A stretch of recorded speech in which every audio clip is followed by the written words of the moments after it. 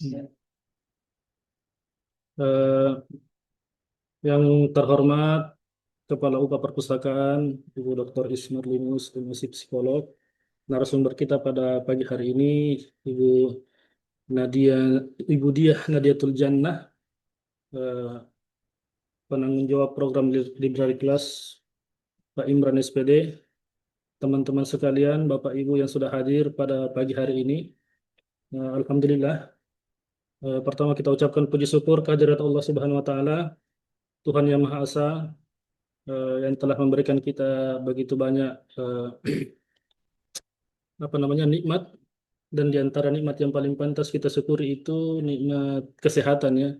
Kesehatan pada pagi hari ini kita bisa sama-sama berkumpul di ruang virtual ini untuk melaksanakan program Library Class dengan eh, apa?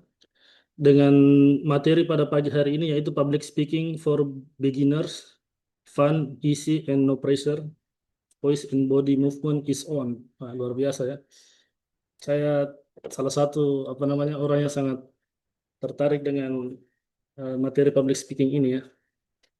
Kemudian salawat salam beserta taslim sudah sepantasnya senantiasa tercurah kepada junjungan kita Nabi besar Muhammad SAW yang telah membawa kita dari alam kegelapan menuju alam yang terang benderang seperti yang kita rasakan sekarang ini.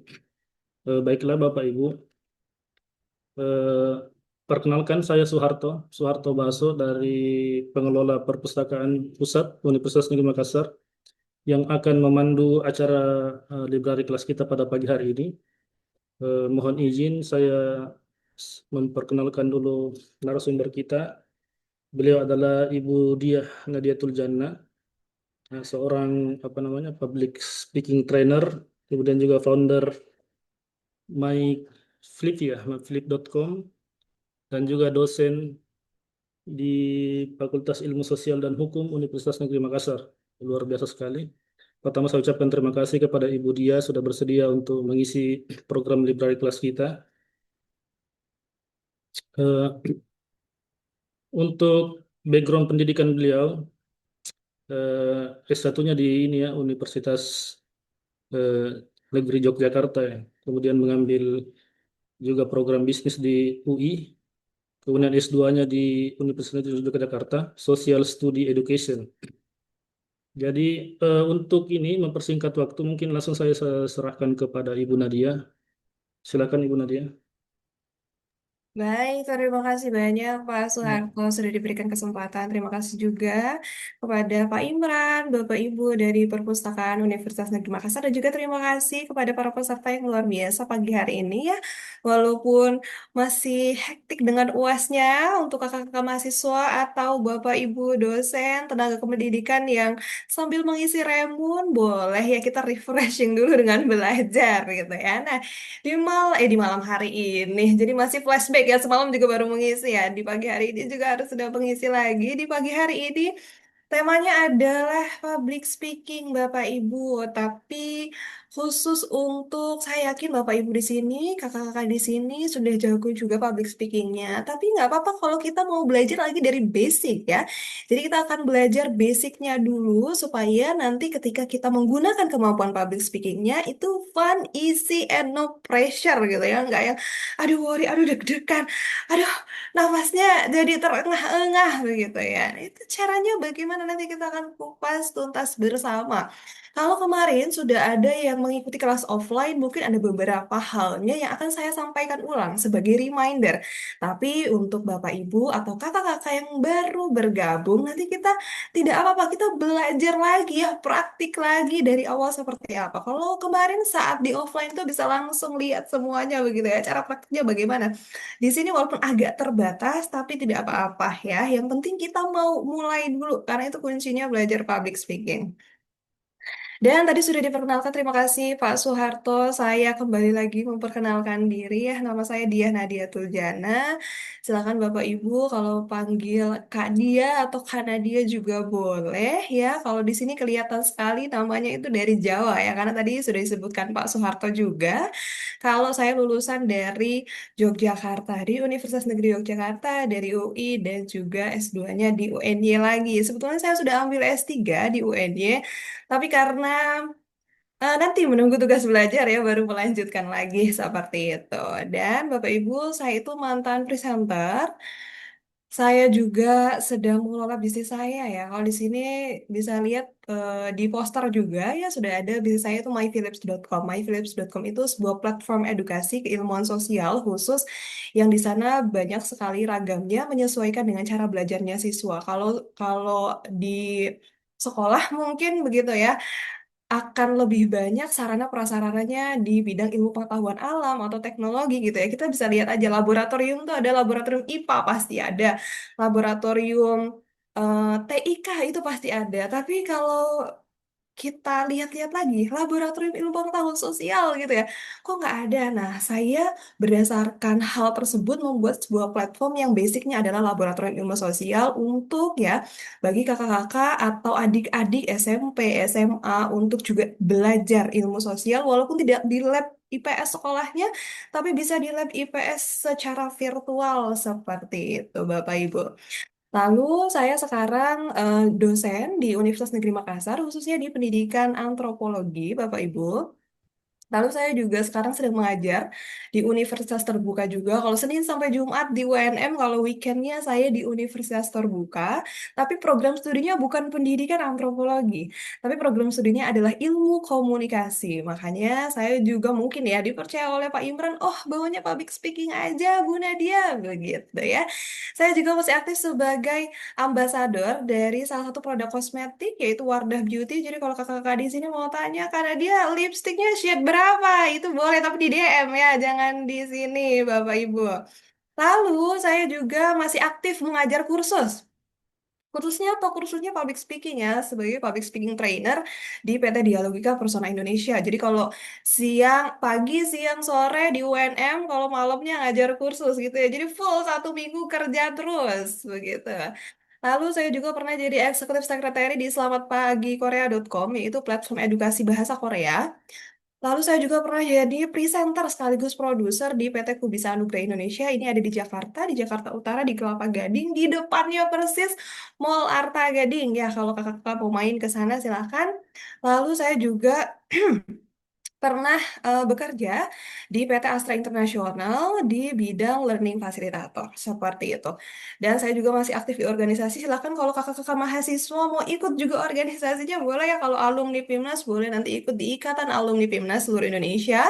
Kalau di sini juga ada yang oh sekarang PIMNASnya di Unhas ya. Jadi kalau mau nonton setelah ini juga boleh di Unhas seperti itu. Lalu di Alma Pipsi kalau di sini ada mahasiswa pendidikan ilmu pengetahuan sosial, silakan juga boleh kepoin Instagramnya Alma Pipsi seperti itu.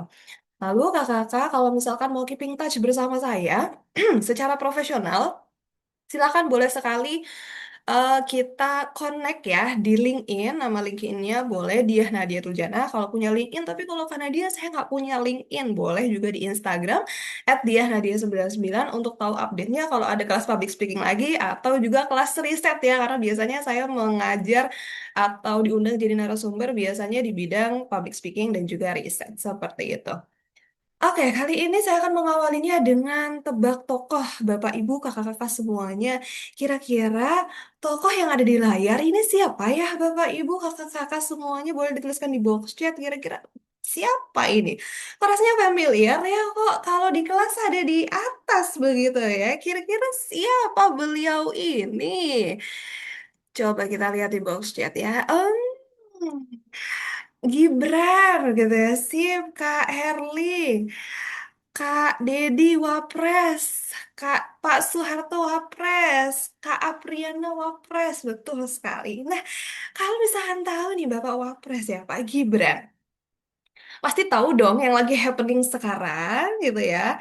Apa beliau baru berkunjung ke Afrika Selatan dan akhirnya memperoleh hasil kalau kita mau jalan-jalan ke Afrika Selatan bebas visa begitu ya.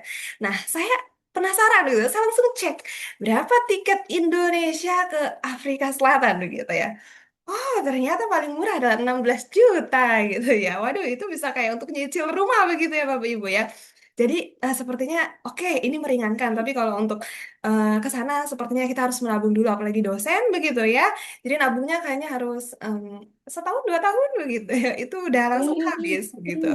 Nah, lalu kita soroti juga Bapak Ibu, kok bisa ya Mas Gibran ini bisa goals negosiasinya dengan Afrika Selatan sehingga bisa membebaskan visa kita dari Indonesia ke Afrika Selatan.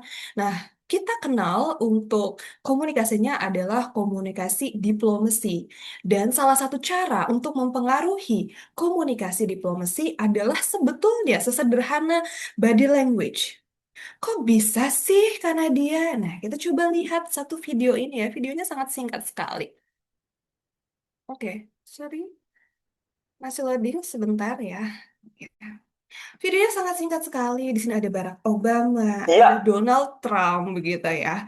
Nah, maksudnya apa sih karena dia? Kok cuman begitu doang sih untuk videonya? Nah, kita bisa lihat di sini secara langsung gitu ya. Ini ada Barack Obama, ada juga Donald Trump. Tapi kita bisa melihat cara duduknya sama, begitu ya. Pegang tangannya juga sama. Bagaimana body language-nya, posturnya juga sama.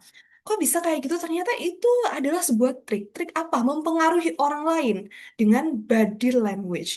Jadi, ketika kita menyamakan body language-nya, gesture kita dengan orang lain, maka secara psikologis orang lain itu akan merasa, ih, kok kita banyak persamaan ya? Ih, kok aku nyambung ya dengan dia ya? Akhirnya ketika misalkan nih Pak Soeharto punya keinginan dan Pak Soeharto mau mempengaruhi Pak Imran gitu ya supaya setuju dengan Pak Soeharto, itu Pak Soeharto coba menyamakan body language-nya sehingga Pak Imran merasa, oh kayaknya aku cocok deh sama Pak Soeharto, kayaknya nyambung deh sama Pak Soeharto. Oke, akhirnya keinginan Pak Soeharto diiyakan oleh Pak Imran. Karena apa? Karena kecocokan tadi, merasa cocok. Karena dipengaruhi oleh body language. Jadi kalau kakak-kakak di sini mau mempengaruhi orang dengan body language, silahkan bisa digunakan cara ini gitu ya. Kalau misalkan lagi seperti ini, boleh ikut seperti ini begitu ya. Jadi disesuaikan saja dengan body language ya. Tapi jangan kaku ya, yang natural-natural saja begitu. Lalu, nah untuk tujuan pembelajarannya, kalau tadi baru persepsi begitu ya. Ini kan di sini banyak anak pendidikan. Kalau sekarang tujuan pembelajaran atau tujuan pembelajarannya apa sih di pagi hari ini? Yang pertama adalah mengetahui strategi latihan vokal dan body language untuk penggunaan public speaking karena ini masih basic. Jadi kita belajar yang basic-basic dulu. Yang kedua adalah melatih kemampuan mengatasi rasa gugup dalam penggunaan public speaking. Mungkin sudah saya sampaikan waktu kemarin di kelas offline, tapi ada beberapa hal yang terbaru. Tenang saja ya, untuk teman-teman yang sudah ikut, kita reminder plus ada bonusnya yang baru. Lalu yang ketiga adalah melatih pemberian humor dalam public speaking. Sedikit nanti saya spill di belakang seperti itu. Nah, saya mau ingatkan, saya selalu setia mengingatkan kalau belajar public speaking, ya Bapak Ibu silahkan niatnya adalah yang tulus, tidak boleh hanya untuk penilaian kepada orang lain. Karena kalau niatnya adalah penilaian untuk orang lain, ih aku mau belajar public speaking supaya dinilai keren sama dosenku begitu ya. Nanti munculnya adalah rasa grogi. Jadi jangan sampai penilaian-penilaian itu mengganggu fokus otak kita ketika sedang berbicara. Jadi fokusnya harus saya mau belajar public speaking sehingga saya ketika punya informasi menyampaikan ke orang lain itu jelas bisa diterima orang lain dengan baik.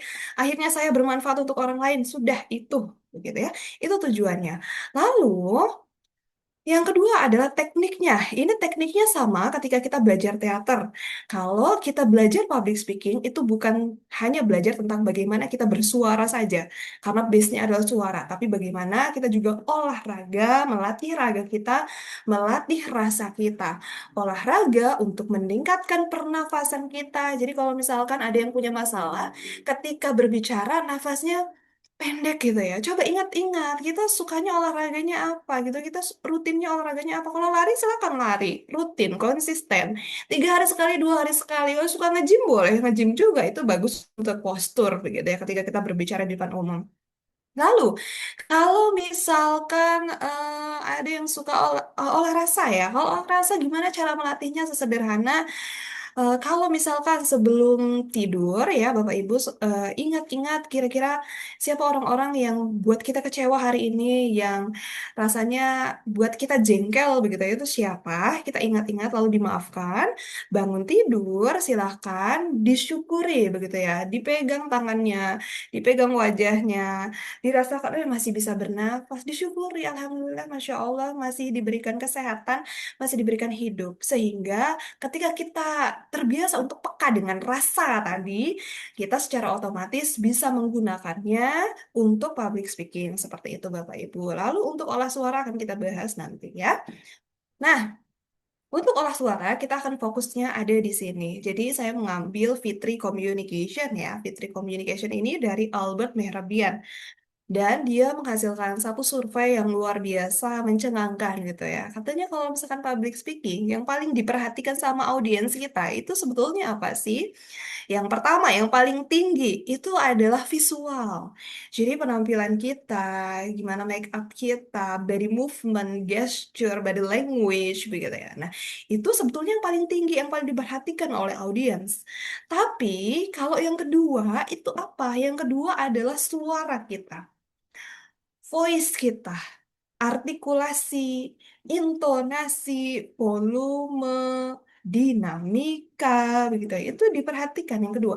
Dan yang ketiga ternyata apa? Yang ketiga adalah verbal. Jadi kata-katanya, kalimatnya yang kita susun ternyata itu tidak terlalu diperhatikan ya, hanya 7% saja, paling rendah. Nah, untuk verbal ini nanti kita akan bahas di lain kesempatan ya Bapak Ibu ya, karena materinya sangat banyak sekali kalau kita bahas mengenai verbal. Nah, di pagi hari ini kita akan membahas mengenai body movement aja ya, visual dan juga voice-nya. Nah, untuk di kelas offline kemarin kita fokus di voice. Nah, kali ini ya di sini, sorry ini belum diubah ya kakak-kakak. Teknik untuk body language ya. Untuk body language ini ada 5. Yang pertama adalah ketika kita sorotinya adalah visual tadi. Yang pertama adalah penampilan, dan yang kedua adalah postur tubuh, yang ketiga adalah ekspresi wajah, yang keempat eye contact, dan juga yang kelima adalah gesture. Pertama, kita bahas mengenai penampilan terlebih dahulu. Nah, untuk penampilan, kita bisa coba melihat eh, baju kita, begitu ya. Ketika kita dipercaya untuk berbicara di depan publik, berbicara di depan banyak orang, maka yang perlu kita perhatikan adalah bagaimana jenis pakaian kita. Oke, di pagi hari ini saya pakai kemeja ya, Bapak Ibu ya. Kalau kemarin kelas offline saya pakainya jas. Kenapa saya pakai kemeja sekarang? Karena saya diminta untuk pagi hari. Kadang-kadang ada yang tidak ke kampus karena tidak ada jam pagi, baru bangun tidur, sambil nonton, webinarnya, begitu ya, kelasnya. Gitu. Jadi saya pakainya kemeja karena barangkali Bapak Ibu semuanya yang di balik layar itu pakainya lebih santai. Jadi saya juga lebih santai begitu. Nah, tapi kalau misalkan audiensnya itu pakai kemeja, rapih, mau ke kampus begitu ya. Silahkan Bapak Ibu sebagai seorang narasumber atau public speaker, silahkan menggunakan jas karena apa? Penampilan kita, baju kita itu harus satu level di atasnya dari audiensnya. Gitu ya. Jadi kalau audiensnya pakai kaos, kita boleh pakai kemeja. Kalau misalkan audiensnya pakai kemeja, kita silahkan boleh pakai jas, outer, ataupun yang lainnya. Atau kalau tidak dengan jenis pakaian bisa dengan juga warna gitu ya untuk warna. Nah, warna itu seperti apa? Misal audiensnya pakai abu-abu, warna-warna yang soft gitu ya. Kita sebagai seorang narasumber silahkan menggunakan baju-baju yang lebih tone up begitu ya, lebih menarik perhatian. Misal warna merah gitu, warna hijau atau yang lainnya. Kalau memang kita mau mempengaruhi psikologinya dengan sebuah warna seperti itu. Nah, lalu, ketika kita mau berbicara, pasti misal nih, di sini ada Kak Maira. Kak Maira misalkan mau mengajak Kak Fahri berbicara gitu. Pasti pertama kali yang dilihat oleh Kak Maira itu adalah penampilannya Kak Fahri dulu. Ini anaknya kelihatannya enak diajak ngobrol nggak ya? Mau nggak ya diajak ngobrol ya? Atau jangan-jangan dia nggak nyaman, posturnya tertutup nih. Yang dilihat apa? Looks-nya dulu. Pertama kali dilihat, itu sama dengan tadi prinsipnya. Kenapa surveinya visual itu paling tinggi? Karena apa? Karena ketika kita mau berbicara dengan orang, kita lihat penampilannya dia dulu, looks-nya dia dulu. Kalau kira-kiranya memungkinkan, oke, saya ajak ngobrol deh, begitu ya. Lihat situasinya dulu, begitu. Sehingga apa visual ini penting. Penting sekali, Bapak Ibu. Lalu, yang selanjutnya adalah, sebentar ya, postur tubuh. Nah, postur tubuh di sini kita bisa melihat ya Bapak Ibu ya. Untuk gambar yang pertama ini ya, yang sedang duduk menurut Bapak Ibu. Yang bagus posturnya adalah yang A atau yang B nih. Kira-kira boleh dituliskan di box chat kira-kira postur yang bagus. Ketika kita sedang duduk nih, ketika kita sedang webinaran begini, yang bagus posturnya yang A atau B gitu. Oke, Kak Naila B, Kak Ulil B, Kak Pak Soeharto B, Kak Fahri B, B semua berarti pinter semuanya di sini ya. Kalau masalah teori, good job. Nah, kalau yang selanjutnya yang berdiri kira-kira yang A atau yang B, kakak-kakak. Oke, dijawab B. B, Kak Andi B, Kak Apriana B, Kak Ulil B, Kak Hera B, Kak Herling B, Kak Nurul B. Luar biasa, keren-keren sekali ya. Di sini berarti sudah bagus nih. Berarti kalau misalkan lagi tampil di depan banyak orang, posturnya sudah bagus. Semoga seperti itu ya, kakak-kakak ya. Jadi silahkan kakak-kakak, kalau misalkan sudah tahu nih kira-kira yang ideal tuh yang mana ya? Yang posturnya tegap begitu karena dia angka yang bungkuk begini. Aduh, kenapa nggak enak banget dilihatnya tuh.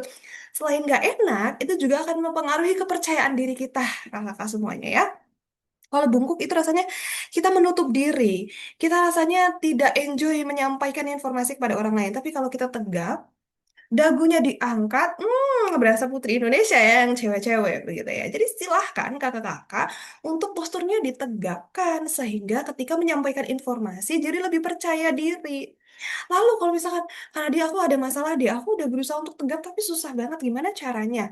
Nah, kalau kakak-kakak di sini suka gym gitu ya, suka gym, silakan kalau di gym itu banyak sekali gerakan-gerakan yang dia itu bisa memperbaiki postur gitu ya. Nanti kalau misalkan ada yang mau rekomendasikan ya gym di sekitar sini yang affordable juga boleh sekali ya kakak-kakak ya. Karena saya suka gym tapi di Makassar ini saya belum menemukan tempat gym yang rasanya kok kayaknya nyaman gitu ya, enak begitu. Jadi silakan. Nah, kalau di gym saya suka banget pakai gerakan yang misalkan ini ya, misalkan ada ini dumbbell ya kakak-kakak lah, nggak kelihatan nih. Oke, ini dumbbell. Jadi silakan simpen sini ya di belakang, lalu diangkat ke depan. Jadi ini tertarik ya kakak ya. Jadi udah nggak bungkuk lagi nanti. Jadi lebih tegap seperti itu. Atau mungkin nanti bisa konsultasi dengan personal trainernya. Kalau saya mau memperbaiki postur tubuh, kira-kira gerakannya apa saja? Nah, itu boleh sekali seperti itu ya. Lalu selanjutnya adalah ekspresi ya, ekspresi. Jadi kalau misalkan kakak mau berbicara dengan orang lain begitu, silahkan ekspresinya juga diperlihatkan. Kalau habis diselingkuhin, nggak mungkin kakak-kakak ketawa hahaha gitu, enggak kan ya. Pasti sedih gitu. Kalau misalkan kakak baru dapat uang, nggak mungkin kakak sedih gitu ya dikasih uang sama orang yang banyak, pasti kan happy, gembira. Nah, ekspresinya bagaimana? Dapat menyesuaikan diri, kapan happy, kapan marah, kapan sedih, kapan melucu dan yang lain-lain begitu. Jadi ekspresinya silakan. Latihannya dengan cara apa? Latihannya adalah silakan bercermin, lalu coba latih kalau misalkan happy seperti apa ekspresinya. Kalau misalkan lagi sedih bagaimana? Kalau misalkan lagi bingung bagaimana? Jadi silahkan dilihat apakah sudah cocok, sudah sesuai atau tidak, udah atraktif atau tidak. Karena biasanya orang suka ngobrol sama kita kalau kita atraktif gitu ya. Salah satu dilihatnya adalah dari ekspresinya. Lalu di sini ada selanjutnya eye contact ya. Eye contact ini sebetulnya agak sulit dilakukan katanya bagi orang-orang yang baru memulai public speaking gitu ya, baru memulai dunia-dunia yang cukup banyak ngomong di depan banyak orang. Katanya susah ya ternyata ya, kok nggak berani ya menatap orang karena eye contact-nya masih dengan prinsip, oh aku melihat Pak Soeharto, oh aku melihat Kak Ulil, oh aku melihat Kak Novia. oh, aku melihat Kak Arisanti tidak seperti itu. Tapi bagaimana prinsipnya diubah. Jadi, oh, aku berinteraksi nih dengan Pak Soeharto, aku berinteraksi dengan Kak Maira, aku berinteraksi dengan Kak Ulil seperti itu. Supaya apa? Supaya tidak kaku dan tidak takut karena kita merasa dilibatkan, audiens juga merasa dilibatkan gitu ya. Jadi misalkan kita minta misalkan contohnya saya tadi saat menanyakan ini siapa ya yang di depan namanya begitu ya. Jadi saya nggak takut, saya nggak grogi karena saya merasa saya melibatkan teman-teman, teman-teman juga merasa dilibatkan gitu ya. Jadi saya enjoy aja eye contact-nya. Jadi silakan kakak-kakak libatkan audiens sehingga kakak-kakak bisa menggunakan eye contact dengan natural dan juga tidak takut. Begitu. Itu juga akan mengurangi rasa grogi. Salah satunya sudah saya spill dulu ya eye contact ini. Lalu selanjutnya adalah ada hand gesture ya. Hand gesture. Hand gesture itu ada banyak sekali jenisnya. Tapi di pagi hari ini mungkin saya akan memperkenalkan tiga atau empat ya, Bapak Ibu ya. Yang pertama adalah leveling. Nah, ini sebetulnya mempermudah sekali ketika kita sedang Zoom seperti ini. Karena biasanya yang terlihat ya tangannya kita saja, begitu ya sedikit ya. Yang lain nggak terlihat posturnya begitu. Nah, ini bagus sekali hand gesture. Hand gesture itu salah satunya adalah leveling. Leveling itu seperti apa? Misal kita mau berbicara tentang gunung yang paling tinggi adalah ini leveling. Ini hand gesture leveling. Lalu di tengahnya ada apa? Ini leveling ya. Jadi atas bawah atas tengah bawah itu leveling. Jadi silahkan jangan hanya gesturnya kan biasanya lebih umum begini terus ya kalau kita lagi public speaking. Jadi jangan hanya satu varian saja, silahkan menggunakan varian-varian yang lain. Bisa leveling tadi, begitu ya. Bisa juga dengan apa? Yang kedua itu ada pointing. Pointing itu adalah menunjuk gitu ya, menunjuk kita ke jempol. Nah, itu pointing, hand gesture pointing. Jadi silahkan boleh digunakan.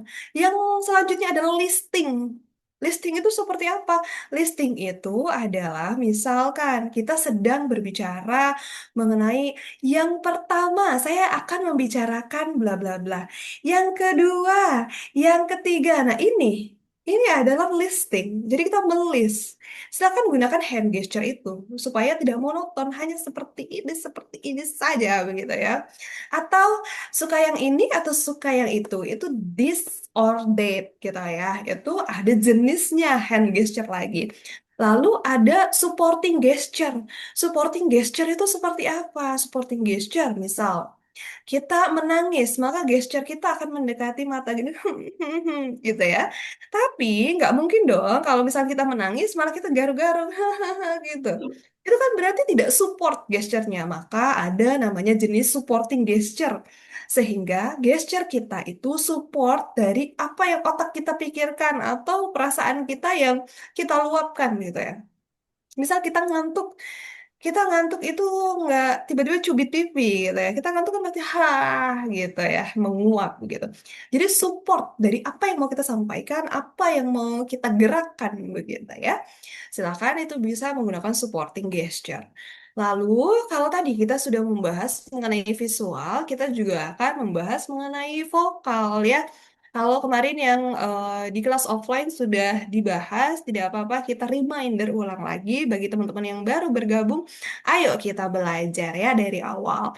Nah, jadi kita itu akan membahas mengenai teknik vokal itu berkaitan dengan 5 hal, yaitu volume, pitch atau nada, kecepatan, artikulasi, dan juga intonasi. Ya, jadi bagaimana cara untuk latihannya, karena dia yang pertama kita tuh volume dulu. Silakan bagi kakak-kakak yang punya masalah, aduh saya kok volumenya kecil ya, apalagi kalau misalkan berbicara di depan orang nggak ada mikrofon. Susah Bu Nadia, gimana caranya? Caranya sangat mudah sekali. Silakan dengan dimulai dari hal-hal sederhana dulu, jangan yang susah-susah. Nanti kalau susah-susah, baru sekali coba langsung minggat, nggak latihan lagi begitu ya. Jadi hal-hal yang sederhana dulu. Yaitu dengan cara apa? A, I, U, E, O makin tinggi gitu ya. A, I, U, E, O makin rendah. Silahkan, boleh seperti itu. Atau boleh kalau di ruangan terbuka, boleh teriak gitu ya. A, I, U, E, O begitu. Jadi sehingga volume suara kita bisa meningkat ketika kita sudah terbiasa latihan, latihan seperti itu. Lalu yang selanjutnya harus kita pahami juga bahwa pitch atau nada itu disesuaikan dengan profesi kita, dengan kegiatan-kegiatan yang akan kita lakukan begitu. Misal, kita adalah seorang presenter, maka suara yang kita gunakan adalah suara-suara yang rendah. Kenapa suara-suara yang rendah? Karena presenter ini atau pembawa berita ya, pembawa berita kita di sini bilang pembawa berita. Pembawa berita di sini kan biasanya akan menyajikan satu hal yang serius. Entah itu kecelakaan di mana, entah itu ada masalah perpolitikan apa begitu ya.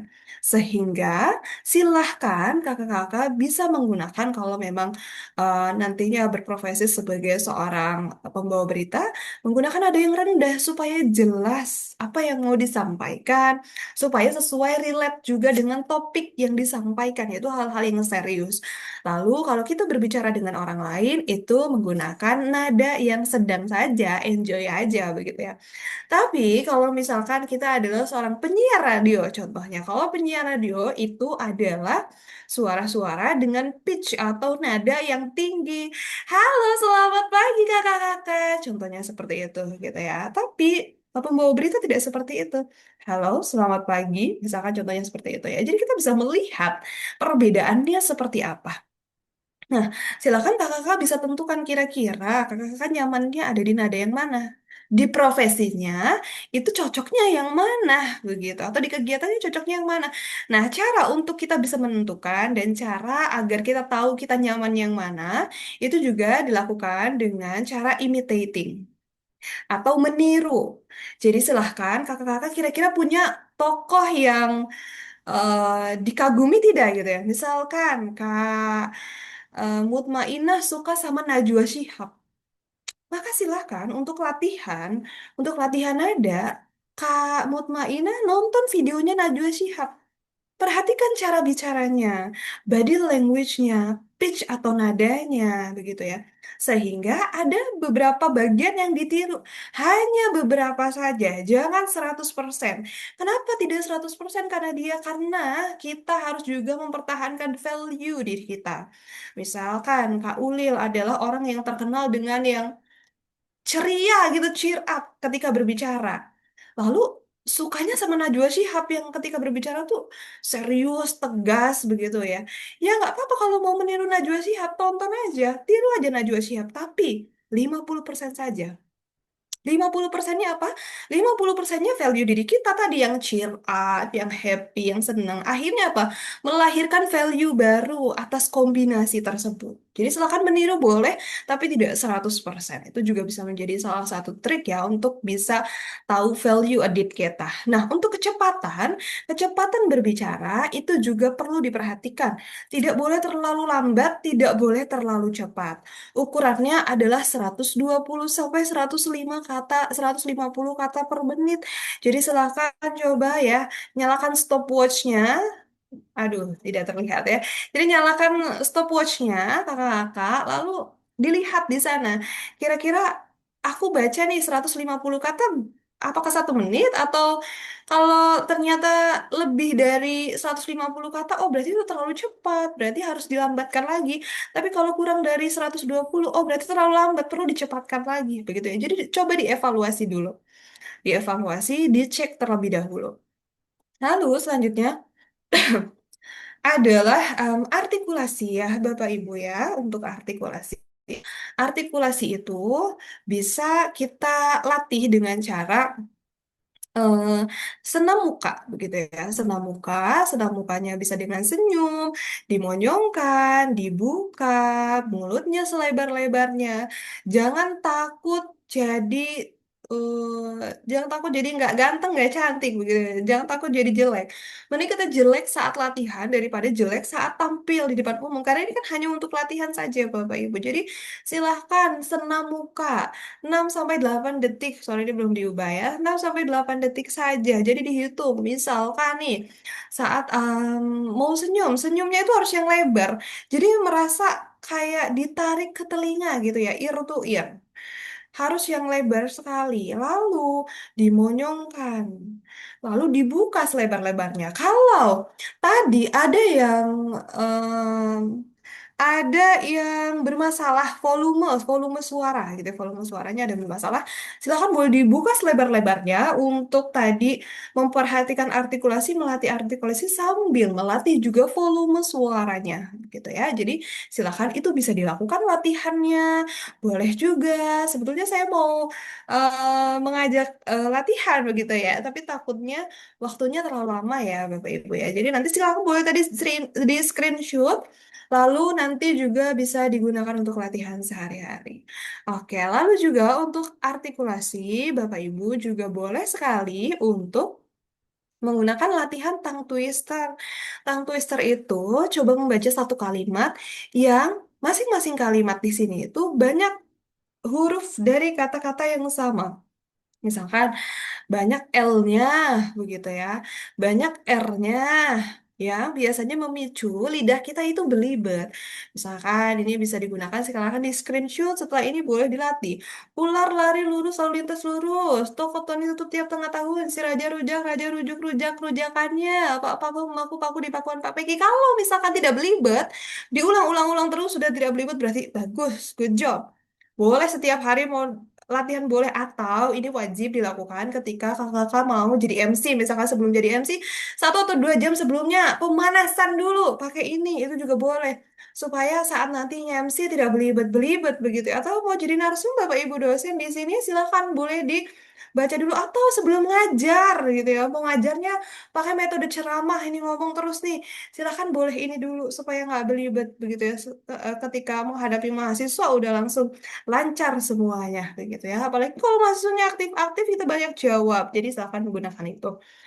Lalu intonasi Bapak Ibu. Intonasi itu perlu ditekankan pada kata kunci gitu ya. Jadi tidak hanya sekedar misal. Saya akan beri 2 contoh. Contoh yang pertama, public speaking penting karena membantu kita menyampaikan ide dengan jelas, percaya diri dan meyakinkan di depan orang lain.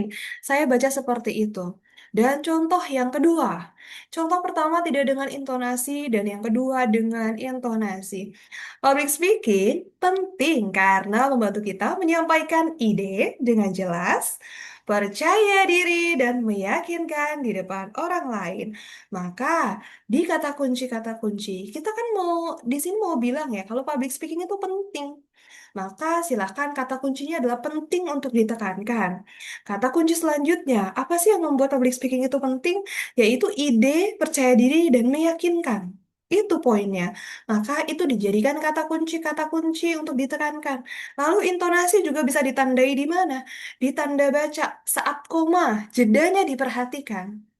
Saat titik, itu juga diperhatikan. Jadi silahkan ya, ketika mau melatih intonasi, baca 1 kalimat, 2 kalimat, 3 kalimat. Tapi lihat kata kuncinya yang mana yang mau ditekankan. Jadi jangan lurus semuanya begitu ya intonasinya, tapi ada yang ditekankan 1 kata, 2 kata, perhatikan tanda baca, koma, titik, dan yang lainnya.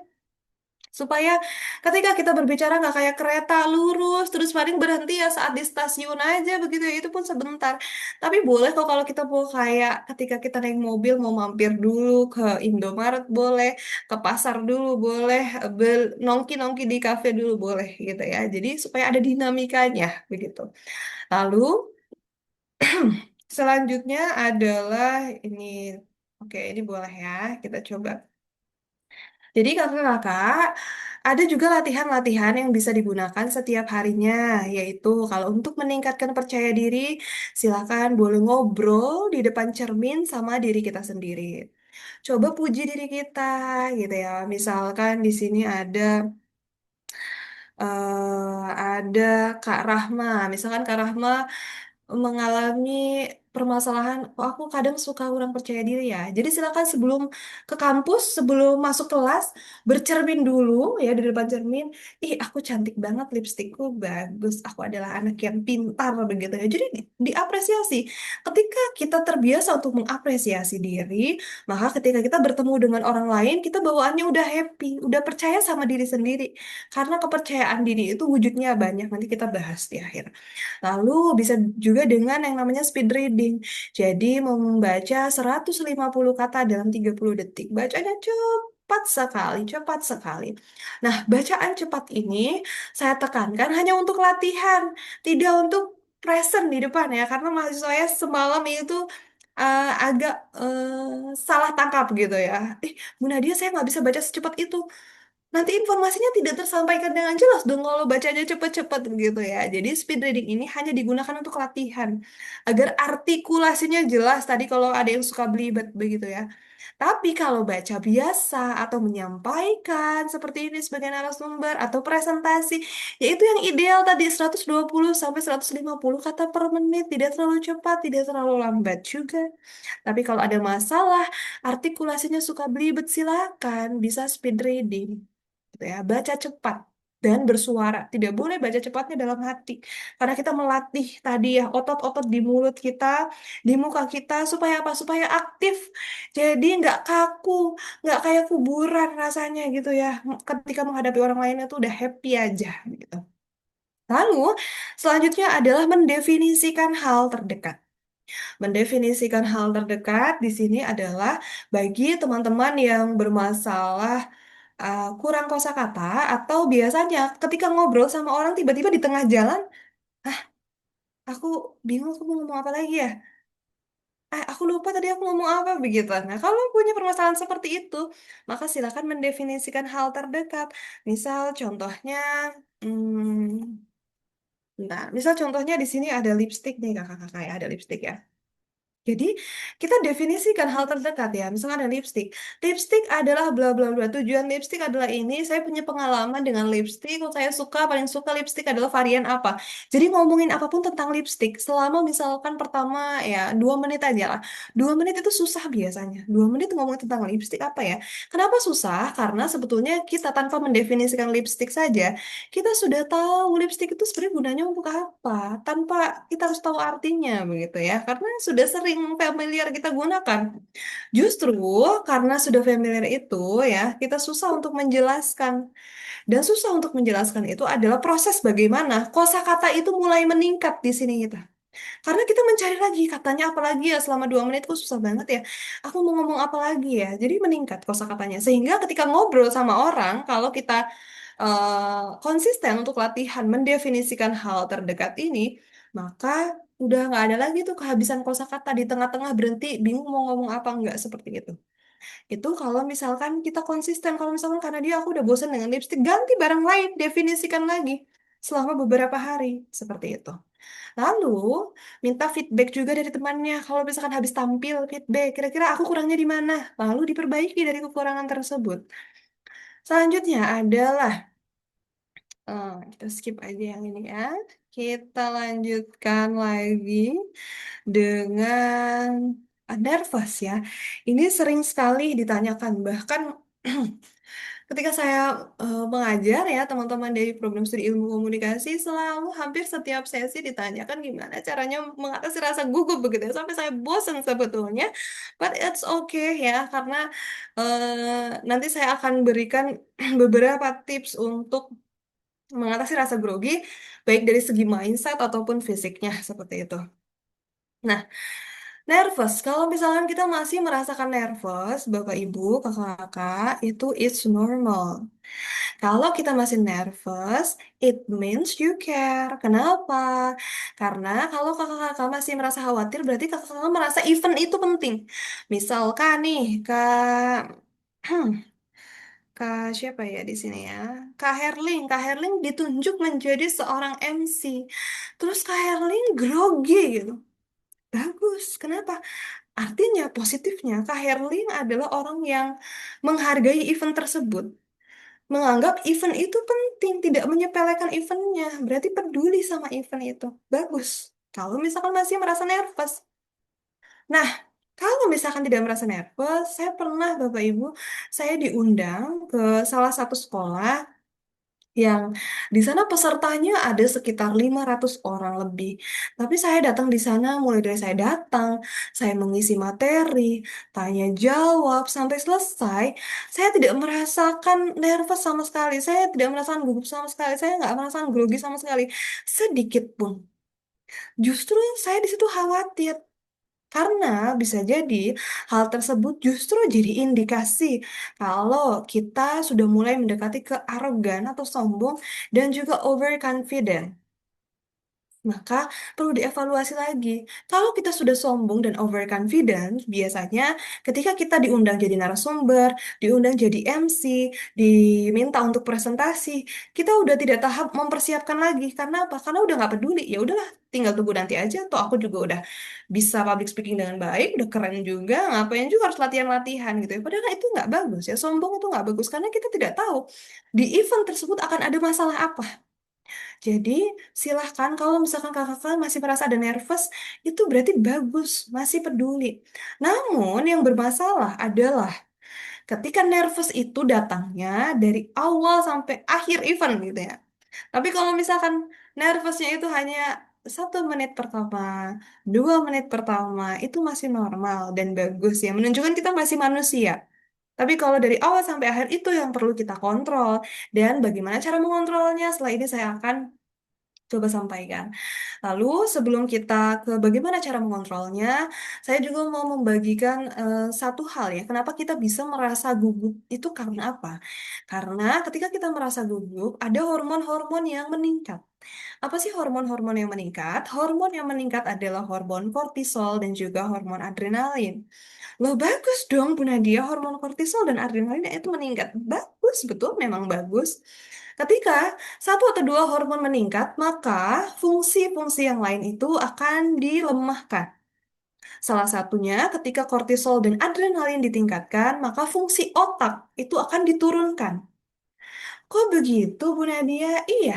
Jadi kalau misalkan kita kegiatannya mau lari, mau berenang, mau nge-gym, bagus kalau kortisol dan adrenalinnya meningkat.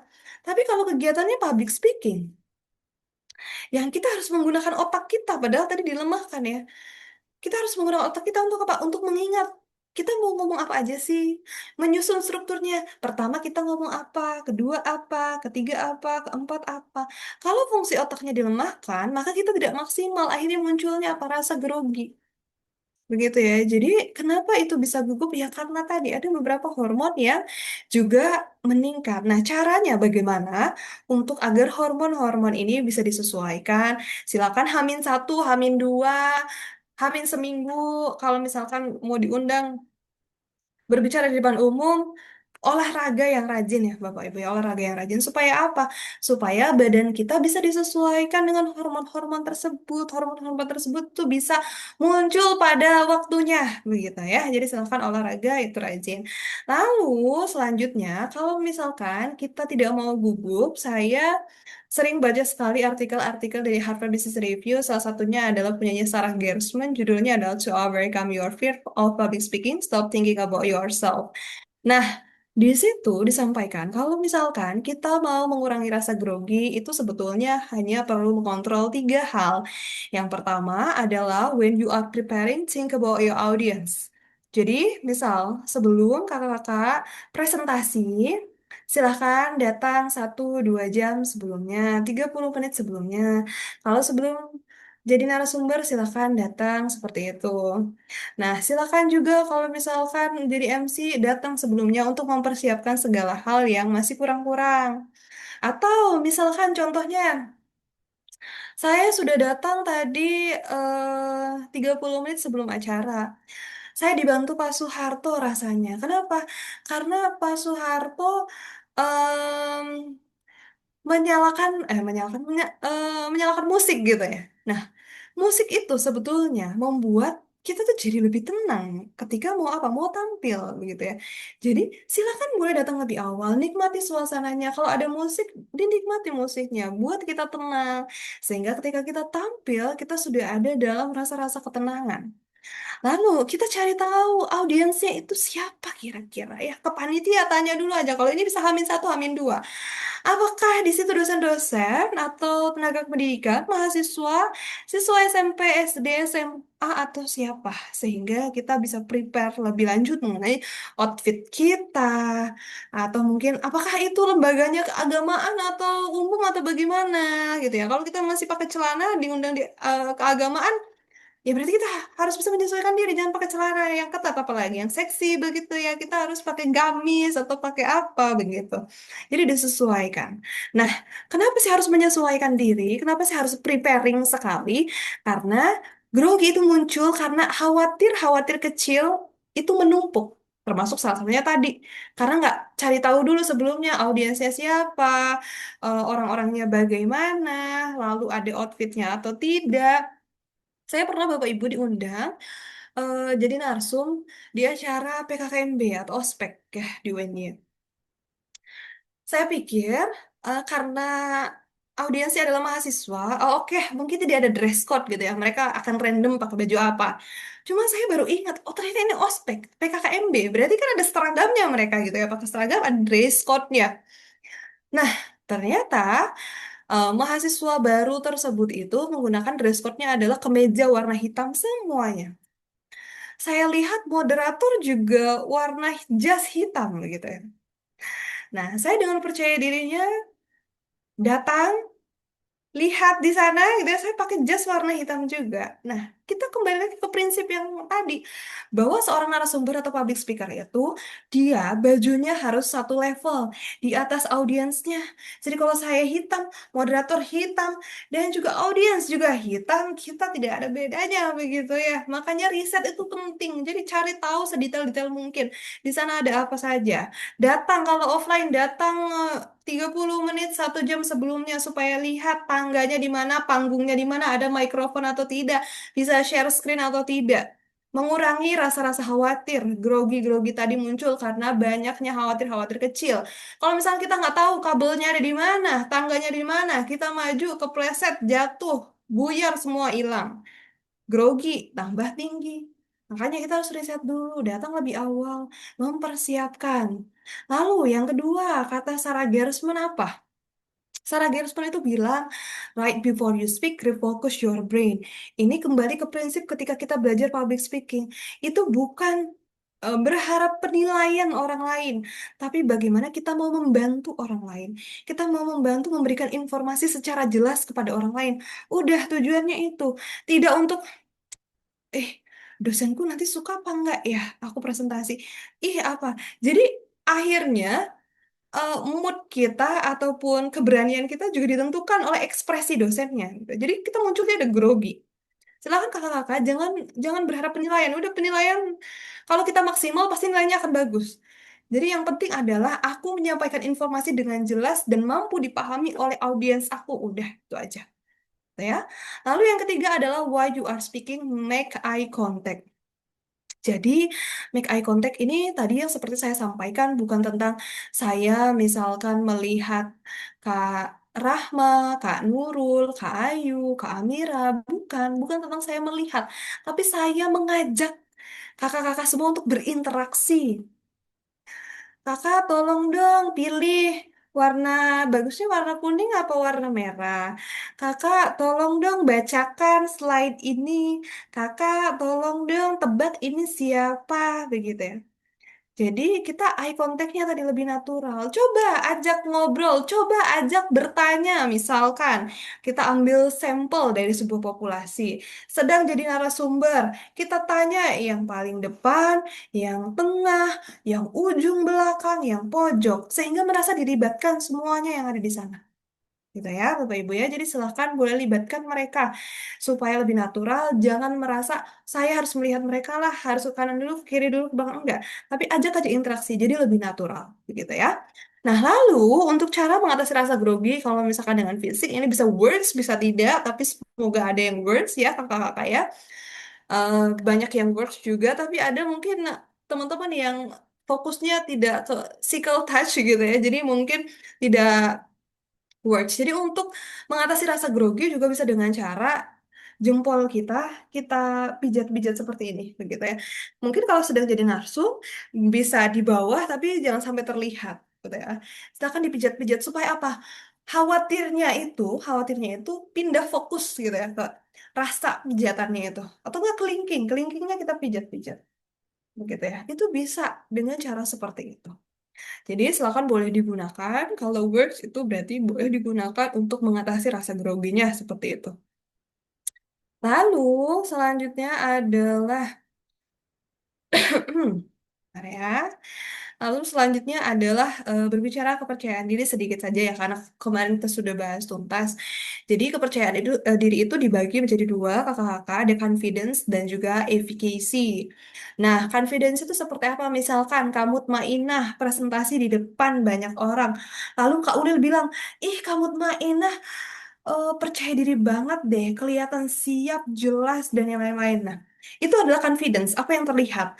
Tapi kalau misalkan Kak Ulil tanya, kamu Mainah tipsnya bisa juara satu itu apa sih? Kamu Mainah bilang, aku sih percaya aja sama diri aku sendiri kalau aku bisa menyelesaikan, kalau aku bisa maksimal mengerjakan. Jadi kepercayaan kamu Mainah dengan diri sendiri itu namanya efficacy gitu ya. Jadi confidence itu yang terlihat, efficacy itu ada yang ada di dalam diri gitu ya. Aku percaya kalau aku cantik. Aku percaya kalau aku pintar begitu ya. Lalu selanjutnya adalah ini boleh di screenshot juga ya. Ini bisa digunakan untuk ketika kita mau, aduh kita lagi nggak percaya diri nih. Coba sebelum keluar rumah bisa dibaca ini berulang kakak supaya kita percaya kalau kita tuh orang yang menyenangkan, kita orang yang kalau ngomong jelas, kita kalau berekspresi itu atraktif, jadi bikin nyaman orang gitu ya. Itu silakan boleh digunakan. Lalu Hai voice people, kalau kamu ingin menjadi Lalu saya juga mau menunjukkan, sebentar saya share sound dulu. Saya mau menunjukkan salah satu contoh ya, salah satu contoh teknik voice. Jadi teknik voice ini adalah namanya smiling voice. Smiling voice ini bagaimana ketika kita berbicara, jadi membuat orang tuh fun, gitu ya. Nah, kenapa? Karena kita berbicaranya jadi lebih positive vibes, ramah, dan enak didengar. Biasanya ini digunakan oleh para penyiar-penyiar radio. Begitu ya. Nah, silakan kakak-kakak bisa kita tonton bersama untuk videonya, sehingga kita bisa melihat di sini gitu ya. Gimana sih contohnya penggunaan smiling voice? Ini adalah Kak Patricia Rani ya. Kak Patricia Rani ini adalah penyiar radio dari Gen FM, tapi sekarang sedang stop dulu siaran karena beliau sedang melanjutkan S2-nya di Columbia. Nah, saya dulu tahu Kak Patricia Rani itu dari atasan saya saat saya jadi presenter. Awal-awal saya jadi presenter. Saya ditanya sama atasan saya, Nat, susah ya ternyata ya jadi presenter ya. Bingung ya, terlalu banyak yang harus disiapkan begitu. Iya, coba deh kamu tontonin cara bicaranya Patricia Rani. Itu bagus banget, smiling voice, ramah. Karena kita kerjanya adalah di dunia yang audiens tuh nggak mau tahu sebetulnya kita tuh lagi dalam masalah yang seperti apa, begitu ya. Jadi kita harus betul-betul profesional dan menunjukkan kalau kita lagi bahagia dengan cara apa smiling voice. Nah, ini bisa digunakan, kita tonton bersama. kemampuan voiceover kamu, ini saat yang tepat. Wonder Voiceover Challenge hadir kembali tahun 2023. Kamu bisa baca skrip tentang budaya atau tempat wisata apapun yang kamu. Sorry, sorry, sorry. Selamat datang di Lembah Baliem. Daerah terpencil yang terletak di pegunungan Papua ini berabad-abad dihuni oleh suku Dani. Tidak hanya dikelilingi oleh gunung-gunung yang tinggi, upacara juga menjadi salah satu daya tarik di sini. Salah satunya Festival Lembah Baliem. Tradisi yang dijalankan turun-temurun ini selalu berhasil membuat wisatawan tercengang saat menyaksikan ritual eksotis khas tanah Papua. Upacara ini juga mencerminkan suku Dani yang sangat memegang teguh tradisi. Kunjungi dan rasakan udara segar Lembah Baliem yang akan membuat energimu terisi kembali. Nah, itu dia versi aku. Sekarang giliran kamu yuk. Suarakan pariwisata Indonesia melalui sosial media. Langsung aja cek Instagram @Voice Institute Indonesia untuk lihat info lengkapnya. Good luck!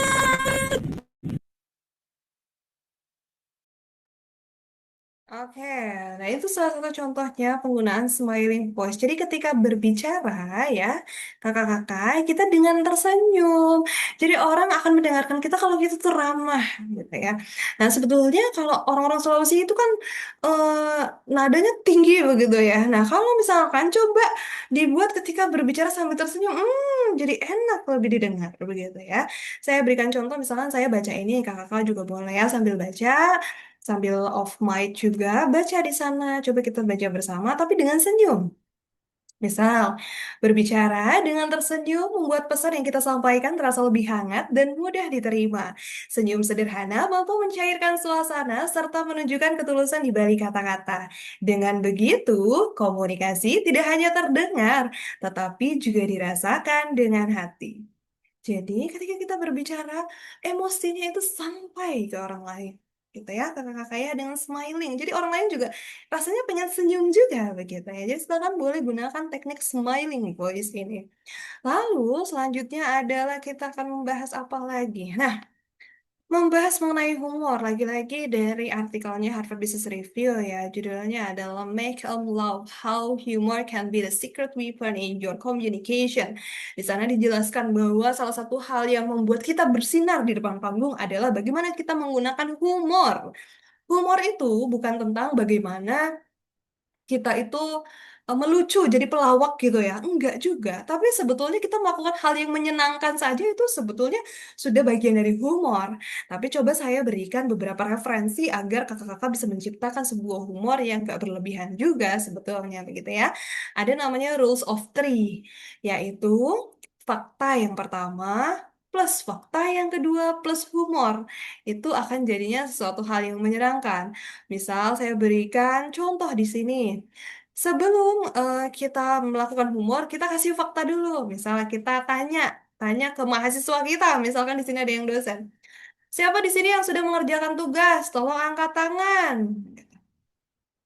Yang kedua, siapa di sini yang belum mengerjakan tugas? Tolong angkat tangan. Yang ketiga, kita kasih masukan humornya.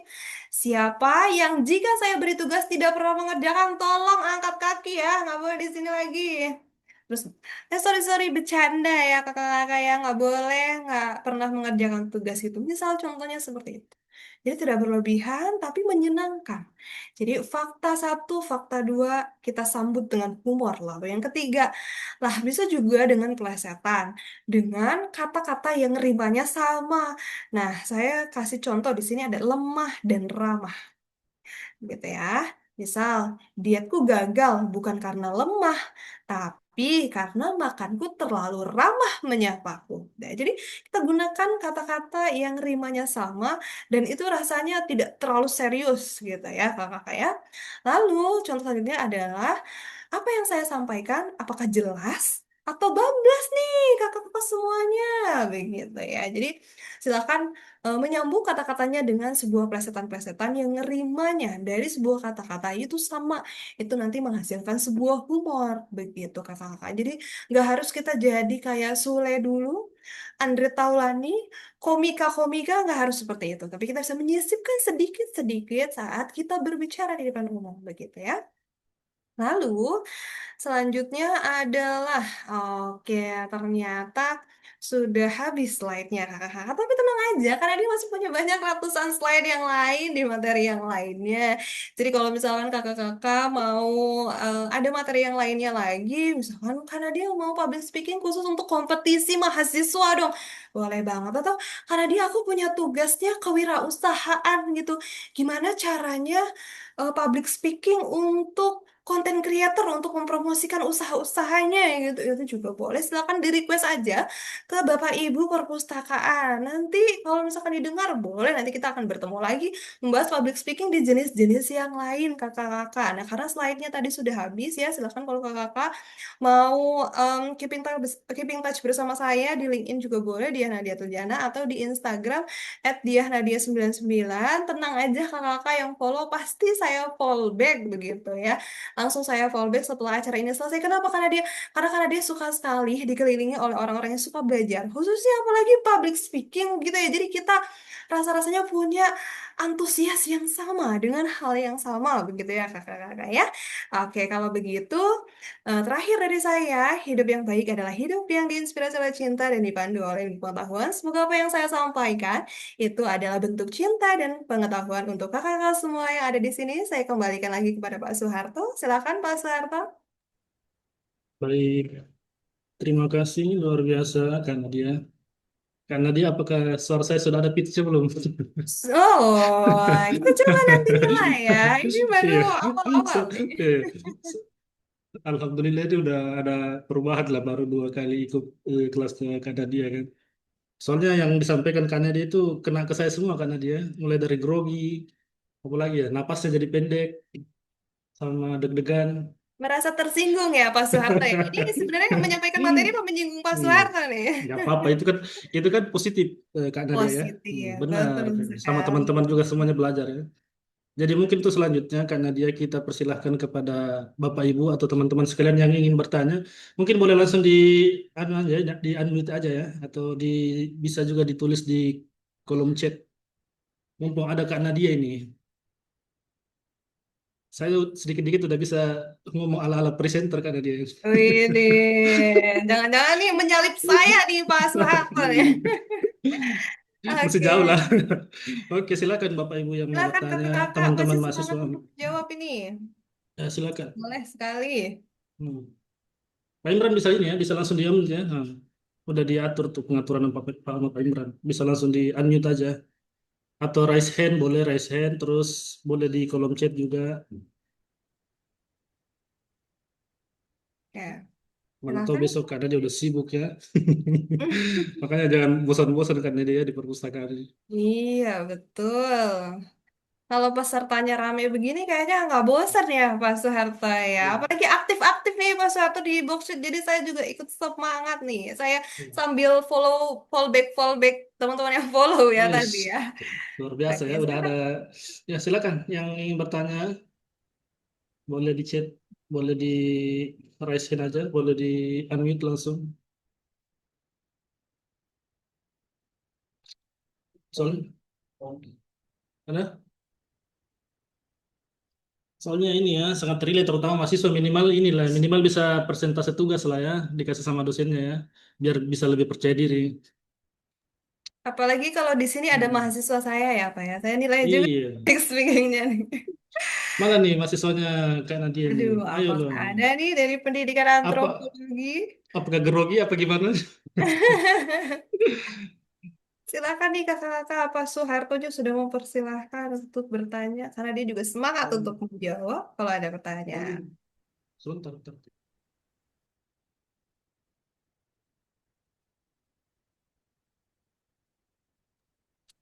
Mungkin ini ya Pak Soeharto ya, mungkin juga nanti barangkali ada kakak-kakak yang request karena dia mungkin di sini ada yang semester akhir karena dia tolong dong public speaking for interview untuk wawancara kerja itu juga boleh ya Pak Soeharto Iya. ya. Nanti jadi silakan kakak-kakak boleh request saja. Oh sudah ada itu Pak Soeharto. Oh iya, iya. Dari siapa? Dari Kak Rini ya, dari Kak Rini Fatoni. Kak, gimana cara menanggulangi atau menghadapi kalau kita tidak bisa menjawab pertanyaan dari audiens? Oh iya, iya. Mhm. Saya juga penasaran itu gimana caranya itu. Ayo silakan Kak Nadia. Oke.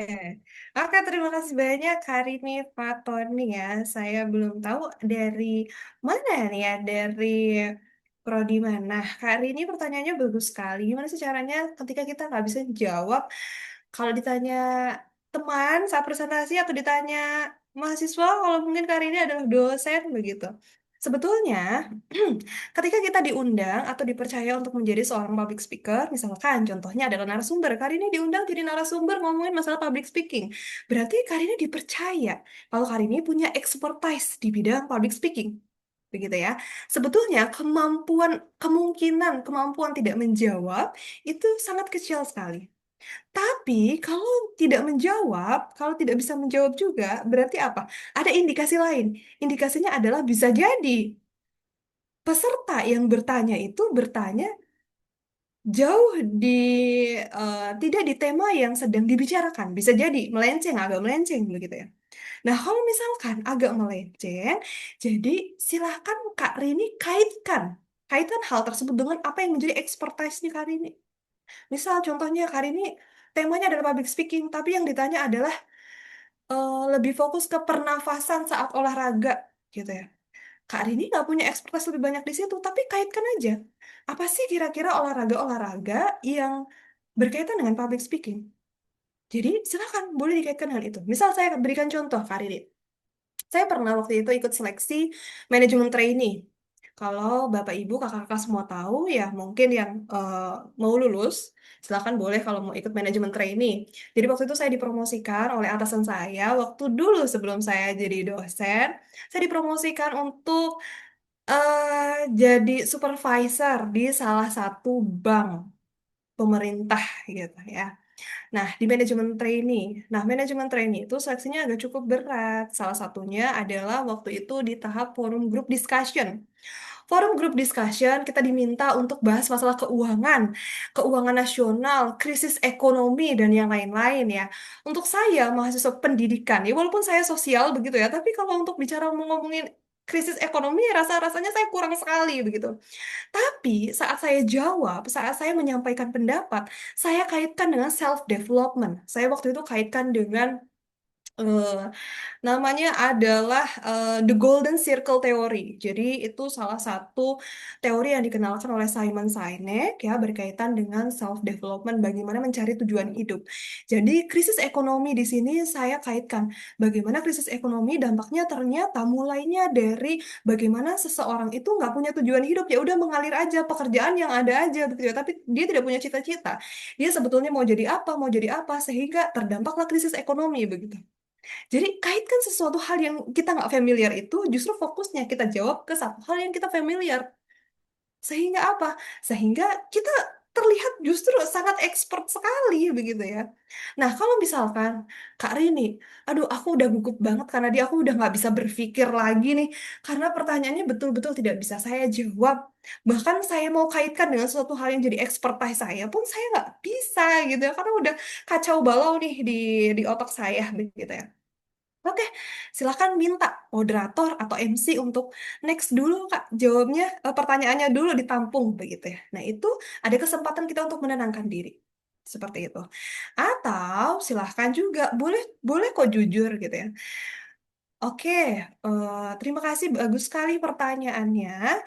Pertanyaan ini juga cukup menarik untuk didiskusikan sehingga tolong minta panitia nanti undang saya lagi. Jadi kita diskusi mengenai ini begitu ya.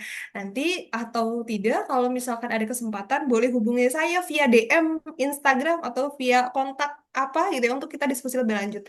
Jadi kita jujur juga tapi menawarkan solusi juga seperti itu Kak Rini begitu ya. Jadi sebetulnya cukup banyak solusinya ketika kita tidak bisa menjawab pertanyaan dari audiens. Tinggal bagaimana situasi itu kita lihat, kita pandang begitu ya.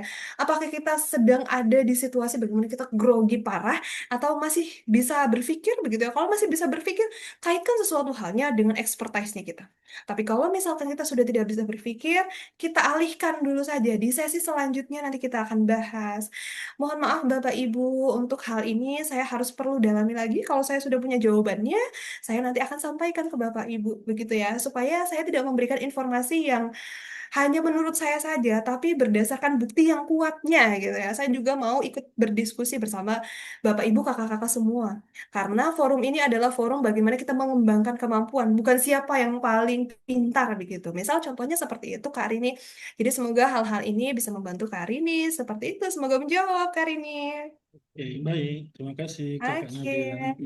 Ada pertanyaan lagi Kak Nadia nih dari oke, ada lagi. Ibu Dutranda Rusmala nih. Bagaimana cara Anda beradaptasi dengan mahasiswa generasi sekarang yang sangat dekat dengan teknologi? Saya dosen Oke, PGSD Bone, UNM.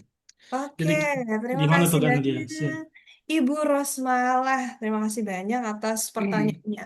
Semalam saya baru mengajar teman-teman dari mahasiswa Universitas Terbuka ya, di mata kuliah Public Speaking. Dan pertanyaannya, dan mereka, karena itu pertemuan terakhir ya, sudah mau UAS, pertemuan terakhir, mereka menyampaikan, karena dia Kanadia, satu hal yang aku suka dari Kanadia adalah pembawaan Kanadia itu yang Gen Z banget gitu ya. Yang kayaknya aku cocok sama kita begitu, anak zaman-zaman sekarang. Saya bilang, ya memang karena saya Gen Z gitu. Tapi dari sini sebetulnya bisa menjadi satu poin pembelajaran. Kenapa? Mau Gen Z atau tidak, kita yang fokus utamanya adalah bagaimana menyesuaikan cara belajarnya mahasiswa.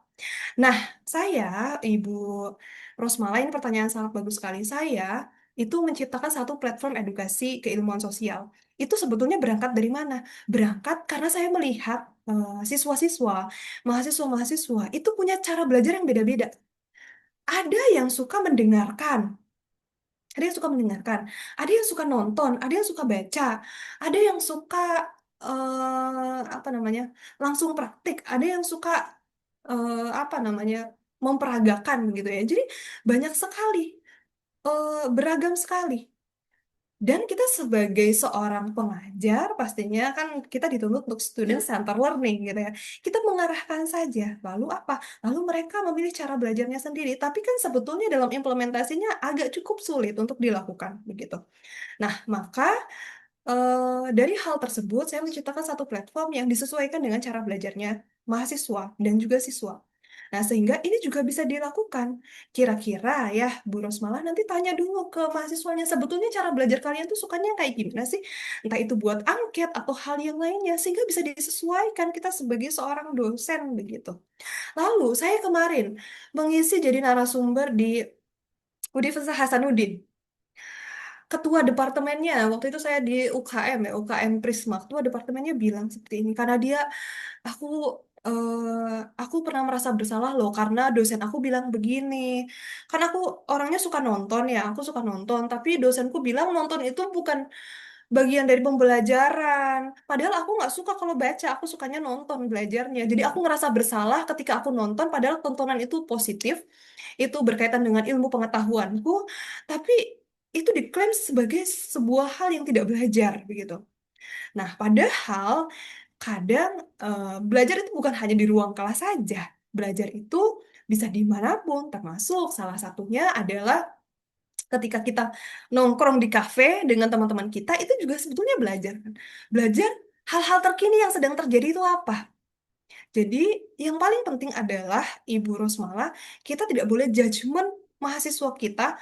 Oh, kamu nggak suka baca berarti kamu bodoh. Oh, kamu nggak suka berenang berarti kamu tidak berprestasi begitu ya.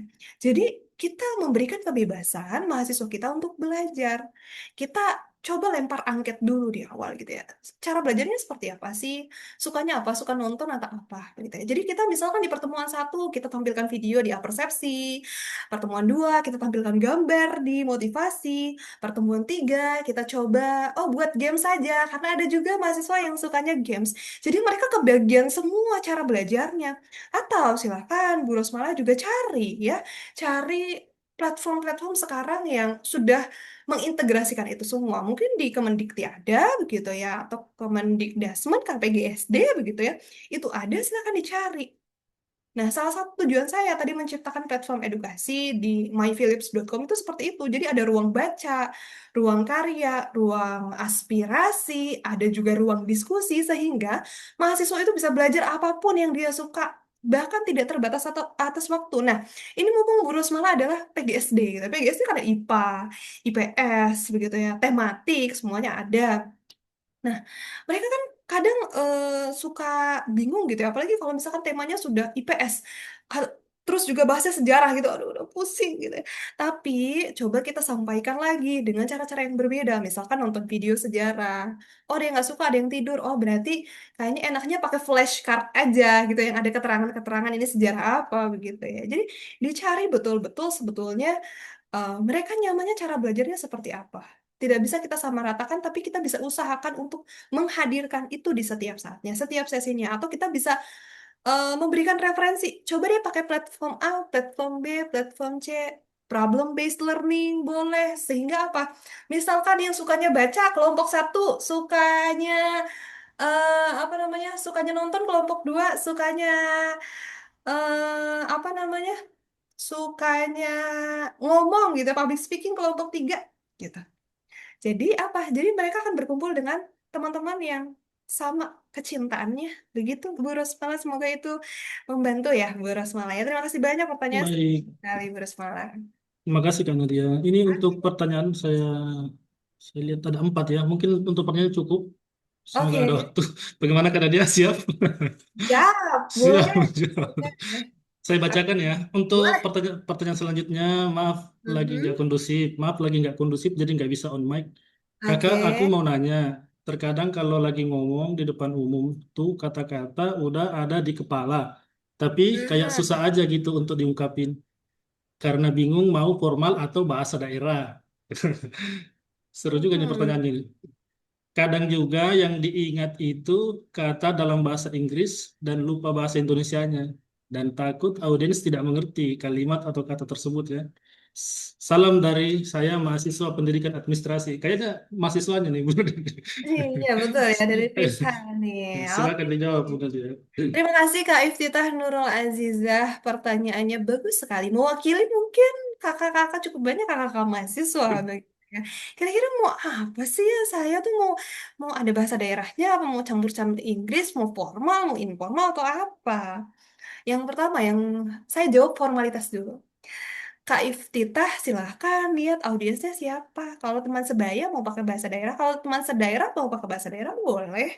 Kalau misalkan dengan dosen silahkan boleh formal, walaupun dosennya Gen Z seperti saya begitu ya, tapi eh, Kak Iftitah riset dulu, coba dengan formal. Kalau sudah mencair, sudah kayak teman boleh lah seperti itu, tapi tetap harus menjaga batasan-batasan tertentu seperti itu. Nah, Kak Iftitah itu jawaban formalitas, tapi jawaban selanjutnya adalah bagaimana Kak Iftitah itu menciptakan yang namanya personal branding. Personal branding itu bukan tentang prestasi aja sebetulnya, tapi lebih umum kita kenal dengan value. Jadi value itu termasuk salah satu hal yang ingin kita tunjukkan kepada orang lain apa? Penggunaan bahasa juga. Misal Kak Iftitah pengen dikenal sebagai mahasiswa yang kalau ngomong itu kayak anak jaksel gitu ya. Mau dicampur-campur sama bahasa Inggris boleh. Kalau memang personal brandingnya seperti itu. Tapi Kak Iftitah cari lagi, kira-kira aku nyamannya personal brandingnya apa? Mau jadi anak yang ceria tapi bahasanya formal, ah ya udah berarti pakai formal. Atau oh saya mau karena saya cinta daerah saya, ada beberapa kata-kata yang saya kasih bahasa daerah lah supaya teman-teman lain juga belajar yang nggak satu daerah dengan saya begitu. Jadi silakan boleh dengan cara seperti itu. Dan tidak perlu takut karena justru ketika kita takut salah, nggak berani-berani public speakingnya. Harus lawan dulu, yang penting berani dulu aja, lancar dulu. Baru baru setelah lancar, riset audiensnya kalau ketemu orang, kalau dosen bagaimana, kalau misalkan sepantaran bagaimana, kalau misalkan siapa bagaimana, begitu. Begitu ya, Kak Iftita. Jadi jangan takut, karena takut itu justru yang menghambat kita berkembang begitu ya. Jadi kan biasanya orang yang lancar public speaking itu berpengaruh terhadap jam terbangnya. Nah, maka Kak Ifti itu apa? Kak Ifti tuh banyakin nongkrong sama temen gitu ya. Misalkan Kak Ifti tuh sukanya main, ya udah nongkrong di kafe ngobrol aja. Itu sebetulnya sudah jadi latihan public speaking loh Kak Ifti tuh. Jadi ngobrolin hal-hal yang lagi happening saat ini, ngobrol santai, membiasakan diri berinteraksi dengan orang lain. Karena ada juga yang mungkin mahasiswa-mahasiswa dulu saya juga berpikiran seperti ini. Saat saya S1, saya mah sukanya riset gitu ya. Penelitian aja di kos, nggak usah kemana-mana. Ya paling keluar ambil data aja, bla bla bla gitu. Nggak suka nongki-nongki di kafe. Tapi setelah saya S2, lalu saya bekerja sebagai presenter, wah ternyata ngobrol sama orang tuh penting. Ke kafe, nongki-nongki itu penting loh ternyata. Bagaimana sehingga ketika kita ngobrol sama Pak Soeharto, ngobrol sama Bu Asmul, ngobrol sama Pak Ulil, kakak-kakak yang lain, itu nyambung. Usianya berapa aja nyambung. Karena apa? Karena kita terbiasa ngobrol dengan orang. Jadi ngobrol itu justru juga jadi pembelajaran yang bagus gitu ya. Ngobrol, ikut komunitas silakan. Jadi yang penting Kak Iftitah bukan bagaimana penyesuaiannya dulu. Yang pertama kali dilakukan jangan takutnya dulu, hilangin takutnya itu. Naikkan jam terbangnya dulu. Baru menyesuaikan diri dengan riset-risetnya tadi. Seperti itu Kak Iftitah. Semoga membantu ya Kak Iftitah ya. Oke, terima kasih. Iya. Baik, Ada karena lagi? dia tiga pertanyaan terakhir karena dia ya. Oke. Soalnya udah terlanjur masuk soalnya karena dia. Boleh. Nggak Aman, apa-apa, aman. siap-siap. Untuk pertanyaan berikutnya dari Kak Hendra. Kak Aha. Hendra, Be. Karena dia dari dulu kah suka berbicara atau pernah juga merasa minder ketika berbicara? Karena dia apakah dari dulu tipe orang yang ekstrovert? Waduh, pertanyaannya bagus sekali ya. Saya langsung kayak pengen ketawa gitu. Thank you Kak Hendra atas pertanyaannya. Nggak kalah bagusnya gitu ya. Bagus. Kak Hendra, karena dia dari dulu suka berbicara begitu ya. Kadang saya suka agak cukup susah menilai begitu ya perjalanan hidup saya tuh suka berbicara atau tidak. Tapi kadang kalau di keluarga saya sebetulnya dikenal sebagai seorang yang kalem, diam gitu ya. Tapi kalau teman-teman saya ceritain begini, mereka langsung batuk-batuk langsung, ah pendiam dari mananya begitu ya. Karena apa? Karena muka saya itu kelihatannya sayu begitu ya. Jadi kelihatannya even saya melakukan kejahatan nih ya, jahil itu mukanya kayak anak-anak baik-baik aja begitu ya. Padahal mah kadang juga agak jahil begitu. Nah, jadi dipengaruhi juga kontur muka, tapi sebetulnya emang suka sekali ngomong. Nah, sebetulnya itu berawal dari mana? Berawal dari ini juga berkaitan dengan pola asuh. Ini juga boleh ibu ibu dari tadi PGSD siapa ya? Ibu Rosmala. Nih, ini juga sebetulnya berkaitan nih dengan pola asuh. Kalau misalkan kita berbicara public speaking ya, penyesuaian belajar tadi anak-anak itu disesuaikan dengan pola asuhnya. Nah, kebetulan orang tua saya itu orang tua yang suka kalau anaknya tampil. Bahkan berani mengusahakan apapun kalau anaknya berani tampil. Saya dulu itu saya tuh suka nyanyi gitu ya. Kadang suka nyanyi di rumah. Orang tua saya dengar saya nyanyi itu bagaimana. Sehingga saat ada hajatan-hajatan pasti saya tuh dipaksa untuk di panggung dan nyanyi. Jadi saya sering nyanyi di panggung. Mulai dari dipaksa, dipaksa, dipaksa, nggak mau dipaksa. Akhirnya enjoy. Jadi itu sudah ditanamkan dari kecil. Kalau kamu berdiri di atas panggung, itu ya nggak apa-apa, itu adalah sesuatu hal yang menyenangkan, udah ditanamkan dari kecil begitu ya. Tapi kalau misalnya Kak Hendra bertanya, aduh karena dia, tapi kita yang udah umur segini begitu ya, gimana tuh? Nggak apa-apa, nggak ada yang terlambat. Dari sekarang dimulai harus diberanikan. Jadi kalau misalkan ada kesempatan tiba-tiba Kak Hendra tolong jadi MC, langsung mau aja. Walaupun Kak Hendra nggak tahu harus ngomong apa dulu, yang penting Kak Hendra tenang, Kak Hendra pikirkan, cari referensinya di Google atau di mana. Yang penting tampil dulu aja. Berani dulu. Itu kuncinya berani dulu. Karena mental itu mahal gitu ya. Berani itu mahal. Jadi silakan untuk ditanamkan itu dulu gitu ya. Atau pernah juga merasa minder ketika berbicara. Pernah, pernah minder. Minder itu saya rasakan sebetulnya sering ya. Karena mungkin saya juga sama seperti kakak manusia biasa pernah minder. Jadi eh saya ini merantau ya. Saya tuh bukan saya walaupun kuliah di Jogja, tapi saya bukan orang Jogja. Jadi saya perbatasan Jawa Barat dan Jawa Tengah. Jadi saya juga merantau ke Jogja tuh 8 jam.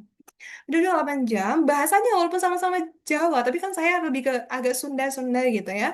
Kalau di Jogja betul-betul Jawa dan kosakatanya beda gitu. Saya minder di situ karena aduh, ini ngomong apa sih? Saya juga nggak tahu awal-awalnya begitu ya. Jadi saya minder di situ. Karena saya masih dalam tahap penyesuaian. Kalau teman-teman lain yang dari Jogja mungkin dia udah ikut A, ikut B, ikut C. Karena dia udah paham. Kalau saya masih menyesuaikan dulu dengan bahasanya. Jadi saya minder. Saya lihat kakak-kakak tingkat saya gitu ya. Yang perempuan-perempuan. Ih kerennya dia diundang jadi ini. Jadi narasumber A, narasumber B, narasumber C begitu ya. Ih pengen deh kapan-kapan begitu ya. Jadi ada motivasi tuh, mulai dari situ ada motivasi, ada antusiasme, sehingga oh ya udah dari situ belajar, memperbanyak pengalaman, memperbanyak value, akhirnya dipercaya sama orang. Bisa setiap bulan beberapa kali jadi narasumber begitu ya, ngomong ngajar setiap hari public speaking. Akhirnya apa? Akhirnya ya karena terbiasa tadi, sehingga ketika teman-teman melihat oh ini kayaknya ekstrovert banget begitu ya, tapi kadang juga kalau seminggu ngisi jadi narsum gitu ya, misal 4-5 kali saya udah tepar gitu kan. Capek juga begitu ya, karena energinya kalau saya mengisi pokoknya saya harus totalitas begitu. Misalkan saya lemes nih, tadi saya lemes belum sarapan kayaknya, aduh. Ini. Tapi ketika udah lihat audiens, tiba-tiba kayak ada energi yang masuk gitu. Saya nggak tahu dari mana gitu. Tiba-tiba saya kayak ada roh yang masuk yang kayak bikin semangat, antusias nih begitu. Nah, sebetulnya itu kan karena terbiasa ya. Karena energi-energi sesuatu hal yang sebetulnya kita suka lakukan itu gitu ya. Jadi selain berani tadi juga tambah jam terbangnya seperti itu Kak Hendra. Jadi walaupun saya dulu mungkin introvert bisa jadi ekstrovert karena sebetulnya terbiasa. Karena introvert ekstrovert itu hanya berkaitan dengan bagaimana kita recharge energi ya, bukan mempengaruhi skill public speaking kita. Seperti itu Kak Hendra. Seperti itu Kak Sarka. Baik, siap-siap. Gimana Kak Hendra Oke. mengerti ya? Ini ada pertanyaan berikutnya Kak Nadia. Oke. Saya baca. Izin bertanya Kak, terkait dengan public speaking kan begini Kak. Terkadang kita sudah latihan, sudah menguasai materi yang akan disampaikan. tetapi pas acara tiba-tiba materi yang dikuasai itu tiba-tiba hilang.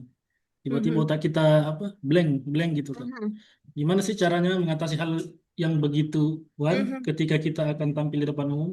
Nah, kayaknya ini Oke. pertanyaan yang memang sering ditanyakan Kak Nadia ya. Wah, sering sekali ditanyakan Oke, begitu ya. silakan Kak Nadia. Siap.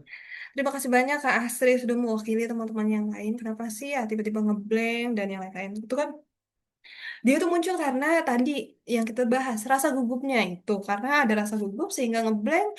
Oh, tambah nggak karuan nih. Nah, itu caranya bagaimana? Kalau orang-orang selalu bilang ambil nafas. Terus ada yang bilang juga, udah ngambil nafas berkali-kali juga tetap nggak tenang-tenang begitu ya. Nah, karena apa? Karena ngambil nafasnya gerusak-gerusu gitu ya. Betul-betul ambil nafas, betul-betul menenangkan diri.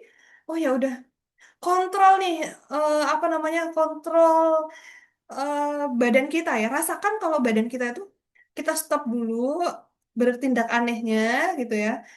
Betul-betul ambil nafas dengan tenang, jangan gerusak-gerusu. Pokoknya tenang, tenang, tenang. Oke. Kalau sudah betul-betul tenang, sudah ambil nafas dengan tenang, tadi hormon tadi sudah mulai menurun, melemah tadi ya, adrenalin dan juga kortisolnya. Maka otaknya bisa bekerja kembali. Jadi ambil nafas tapi jangan gerusak-gerusuk, betul-betul dalam keadaan yang tenang. Saya juga berpikir, iya juga ya. Dulu saya mungkin saat merasa grogi, ambil nafas enggak works ternyata, oh karena saya gerusa-gerusu begitu ya, karena saya memang enggak dalam kondisi yang tenang. Tenangkan dulu, betul-betul ambil nafas dalam kondisi yang tenang. Terus tiba-tiba otaknya blank, padahal udah latihan dan yang lain-lain. Nah sebetulnya blank itu karena otak kita lagi dilemahkan karena hormon tadi itu meningkat gitu ya, adrenalin dan juga kortisolnya. Maka silakan Kak Asri, sebelum tampil gitu ya, jangan hanya sekedar latihan materinya saja, tapi latihan badannya. Olahraga, hamin seminggu olahraga rutin, stretching. Kalau acaranya pagi jangan lupa sarapan, karena kalau nggak sarapan, semalamnya latihan sampai tengah malam, begadang, nggak sarapan, saat tampil, asam lambung naik, grogi, worry, campur aduk semuanya. Hilang tuh ngeblank jadinya ya. Jadi Kak Astri, jangan hanya latihan materinya saja, badannya juga dipersiapkan. Minum air putihnya yang banyak. Karena oh ini juga menjawab tadi gimana caranya kalau misalkan saya sedang jadi public speaker terus ada yang bertanya gitu ya. Kita nggak tahu jawabannya. Kalau kita minum air putih yang banyak, kakak-kakak, saya yakin sekali. Mau kita nggak tahu jawabannya, kita tetap fokus dan bisa berpositif thinking untuk cari alasan. Minum air putih itu penting sekali, penting sekali. Jadi saya kalau misalkan mau ada event besar, eh, Hamin 1 sebelumnya saya betul-betul fokus untuk rajin sekali minum air putih. Seperti itu. Seperti itu Pak Soeharto, Kak Asri. Semoga menjawab. Baik, terima kasih Kak Nadia. Akhirnya kita sampai ke pertanyaan terakhir nih Kak Nadia. Aha, siapa tuh Soalnya pertanyaan? kalau kalau nggak dibatasi, soalnya nggak ada habisnya kayaknya. Ya, Oke, jadi baik pertanyaan terakhir. dari Kak Wahyuni. Kak Karena Wahyu. karena dia gimana sih cara menguasai forum? Soalnya terkadang kita ketika kita lagi berbicara di depan umum, malah audiens mengabaikan kita dan malah rebut rebut ya. Kayak gitu. Oh, oke, oke, oke, oke. Sip, sip, sip. Bagus sekali pertanyaannya, Kak Wahyu nih. Gimana sih caranya menguasai forum? Soalnya terkadang kita lagi berbicara di depan umum, malah audiens mengabaikan kita ya. Dan malah mungkin ribut sendiri gitu ya, malah ribut, malah gitu dan malah ribut. Oke, sip, pertanyaannya bagus sekali. Pertanyaannya sama dengan yang sering mahasiswa saya tanya Kak Dede Prodi Ilmu Komunikasi. Gimana sih caranya, Bu? Saya udah coba untuk humor, tapi mereka kok tetap ribut. Mereka kok malah ada yang selfie-selfie, tinggal ke kantin, tinggal ke toilet, atau ada yang ketiduran. Nah, itu karena apa? Itu karena Kak Wahyuni, biasanya kita sebagai seorang public speaker itu fokusnya kepada diri kita sendiri. Nggak ngajak misalkan Kak Wahyuni, halo kakak-kakak, ayo kita berikan tepuk tangan untuk misalkan jadi MC gitu ya. Ajak mereka interaksi. Lalu, misal kita jadi narasumber, coba kita tanya-tanya hal-hal yang sederhana, misalkan, kakak lebih suka apel apa jeruk? Lebih suka minum apa makan? Gitu ya. Lebih suka warna merah atau warna kuning? Kenapa kayak gitu? Jadi ada interaksi. Sehingga mereka merasa dilibatkan sebagai seorang audiens. Kita nggak sibuk ngomong sendiri aja. Kayak kan kalau kita diabaikan ya sebagai seorang audiens, misalnya kita lagi nonton aja nih, nonton webinar atau nonton seminar. Biasanya kalau narasumbernya fokus aja jelasin materi rasanya, aduh pening banget nih, pengen cepet-cepet keluar, ambil snack, terus udah pulang aja begitu ya. Nah, tapi ini kakak-kakak, kalau misalkan audiensnya interaktif, ngajak kita ngobrol, ngajak kita pilih, ngajak kita berinteraksi. Misal contohnya, ada mahasiswa yang bilang, Bu Nadia, saya udah nanya ke audiens, tapi tetap aja audiensnya malah justru nggak bisa jawab. Karena nggak bisa jawab, saya yang malah grogi gitu ya. Nah, karena apa? Karena pertanyaan yang dilontarkan itu pertanyaan yang sulit. Nah, saya tanya, pertanyaannya apa? Saya tanya, perekonomian Indonesia sekarang lagi seperti apa? Kalau karena dia ditanya seperti itu, karena dia juga mikir, karena dia diam dulu gitu ya. "Ah, perekonomiannya kayak gimana begitu ya?" Nah, sama ketika kita berinteraksi dengan audiens, jangan kasih pertanyaan-pertanyaan yang sulit dulu. Pertanyaan-pertanyaan mudah, pertanyaan-pertanyaan yang tertutup, ada opsinya. Tadi suka apel, suka anggur, apa suka jeruk? Kan itu sebetulnya udah ada jawabannya. Tinggal mereka pilih aja. Walaupun salah, mereka tetap bisa jawab. Jadi kita nggak grogi. Jadi apa? Mereka merasa dilibatkan. Kalau betul, betul sekali kakak semuanya berikan tepuk tangan untuk kakak yang sudah menjawab, gitu ya. Merasa diapresiasi. Akhirnya apa? Akhirnya tidak mengabaikan kita. Lalu tadi ambil sampel dari sebuah populasi, ajak yang paling depan bertanya, ajak interaksi yang tengah, ajak interaksi yang ujung belakang sana, gitu ya. Jadi merasa terwakili semuanya.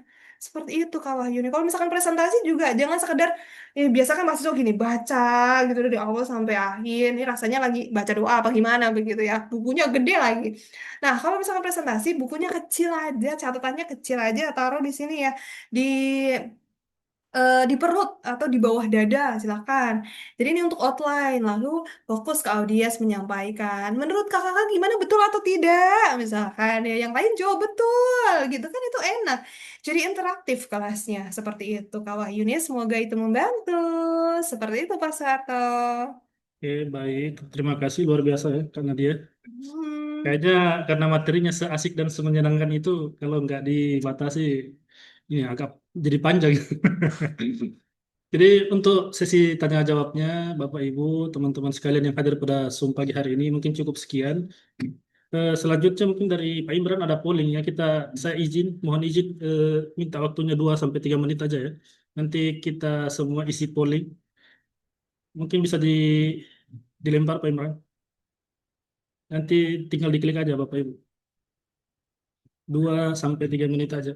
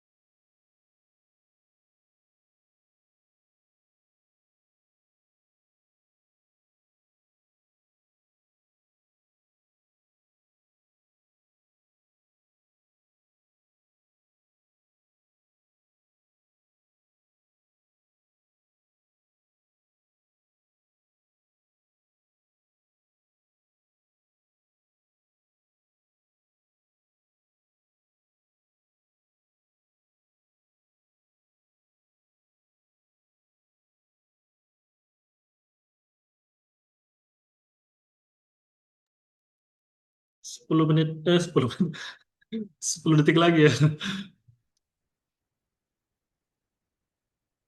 Jadi saya bacakan ringkasannya. Untuk pertanyaan pertama, seberapa sering Anda mengikuti webinar tentang public speaking? 20% mengatakan pertama kali, 40% lebih mengatakan jarang. Hmm, ada 20% lebih juga mengatakan cukup sering. Kemudian 12% sangat sering. Nah, pertanyaan kedua, apa tujuan utama Anda mengikuti webinar public speaking ini? Nah, 31% itu mengatakan untuk mengembangkan kemampuan komunikasi profesional. Kemudian 25% meningkatkan kepercayaan diri saat berbicara di depan publik. 18% mempelajari teknik penyampaian presentasi yang efektif. 25% menambah wawasan umum terkait public speaking. Pertanyaan ketiga, aspek yang paling menjadi tantangan bagi Anda dalam melakukan public speaking. Ada 47% untuk mengelola rasa gugup. 25% mengatur vokal, termasuk intonasi, kejelasan, dan kecepatan. 17% menjaga interaksi dengan audiens. Ada 15% menggunakan bahasa tubuh secara efektif. Kemudian pertanyaan keempat, seberapa relevan materi yang disampaikan dengan kebutuhan Anda dalam berkomunikasi di lingkungan akademik atau profesional? 0% kurang relevan, 28% cukup relevan, dan 70% lebih sangat relevan. Pertanyaan terakhir, apakah webinar ini membantu meningkatkan kepercayaan diri Anda saat berbicara di depan publik? Ya, 20%, 28% cukup membantu, 72% sangat membantu. Oh, ada terakhir ya, nomor 6. Apa harapan? Oh, ini nggak usah dibaca ya. Baik, mungkin bisa diakhiri Pak Imran ya, pollingnya. Untuk selanjutnya, mungkin saya ucapkan terima kasih yang sebesar-besarnya dan apresiasi kepada Ibu Nadia ya. Ibu Nadia, setelah ini nanti ada Pak Imran akan share link untuk apa namanya? Feedback ya, link feedback, terus ada juga untuk mengisi apa namanya? Untuk memperoleh sertifikat. Jadi ada semacam apresiasi dari UPT Perpustakaan UPA ya, UPA Perpustakaan UNM kepada Ibu Nadia Nadiatul Jannah atas partisipasinya sebagai peri. Oke, mengucapkan sekali terima kasih dan jangan bosan-bosan untuk selalu datang ke perpustakaan untuk memberikan info. Terima kasih. Selanjutnya eh, mungkin dari Ibu Kepala UPA Perpustakaan UNM ada yang ingin disampaikan. Mohon izin ya, Bapak Ibu, kita screenshot. Silakan open cam. Kita open cam. Oke, hitungan ketiga. Ya, untuk ada 6 ini ya, 6 halaman ya. Halaman pertama, 1, 2, 3. Oke. Lanjut halaman kedua. 1, 2, 3. Halaman ketiga. 1, 2, 3. Halaman keempat. 1, 2, 3. Terakhir halaman kelima. 1, 2, 3. Ya, terakhir halaman ke-6. Luar biasa ya, antusias ada 131 orang. 1, 2, 3. Jadi untuk link ininya udah bisa di-share ya Pak Imran di kolom kolom komentar absensi atau feedback. Sekaligus nanti bisa Bapak Ibu dan teman-teman sekalian bisa mendownload sertifikatnya. Jadi sertifikatnya ini aktif kurang lebih 30 menit dari sekarang ya. Jadi untuk peserta aja ini ceritanya. Jangan sampai di-share keluar ya. Jadi sertifikat untuk peserta yang mengikuti library class pada pagi hari ini. Jadi ada 30, kira-kira 130 orang lah ya. Silakan mengklik link sertifikat yang ada di kolom chat, kolom kolom komentar, dan bisa secara langsung otomatis bisa langsung mendownload sertifikat program library class kita pada pagi hari ini. Eh, Sekaligus sedikit saya sosialisasi untuk layanan perpustakaan. Silahkan Bapak Ibu peserta eh, Zoom Library Class pada pagi hari ini, teman-teman sekalian, terutama mahasiswa, untuk selalu mengunjungi website resmi UPA Perpustakaan UNM. Ya, linknya itu lib.unm.ac.id. Jadi ada berbagai macam layanan di sana, termasuk pengurusan administrasi secara online dan koleksi-koleksi digital yang tentu saja berkualitas ya, yang dibutuhkan untuk akademik Sivitas Akademika UNM. Mungkin bisa di ini ya, di share screen ya Pak Imran, lip.unm.ac.id. Nah, di sana Bapak Ibu bisa menemukan berbagai layanan termasuk e-jurnal yang membutuhkan eh, apa namanya referensi, terus ada juga e-book. Ya, jadi linknya itu lib.unm.ac.id. Di dalam fitur layanan ada 9 layanan. Di sini ada jurnal UNM, ada e-book, ada e-jurnal, ada e-prints, repositori karya ilmiah. Repositori ini apa? Tesis, disertasi dan ini ya skripsi ya dari Sivitas Akademika UNM.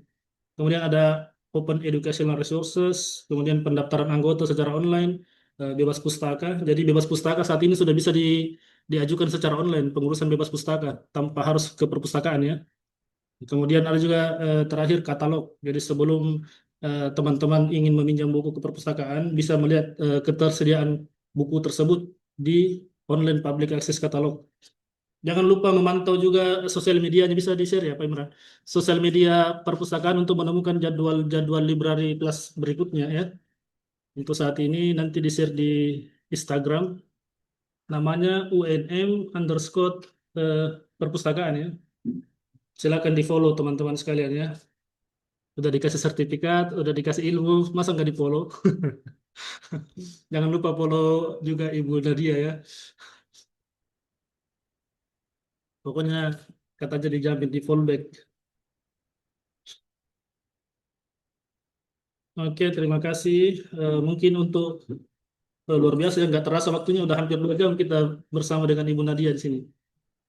Ya, mungkin karena materinya sangat relate ya, yang sangat sangat relevan dengan kehidupan sehari-hari kita di dunia kampus. Jadi sangat antusias peserta kita pada pagi hari ini. Mungkin untuk saat ini cukup sekian. Saya akhiri dengan ucapan wabillahi taufiq wal hidayah. Assalamualaikum warahmatullahi wabarakatuh. Waalaikumsalam warahmatullahi wabarakatuh. Terima kasih Pak Suharto. Siap. Terima kasih Bu Nadia. Siap. Saya izin live ya Pak. Terima kasih banyak. Siap.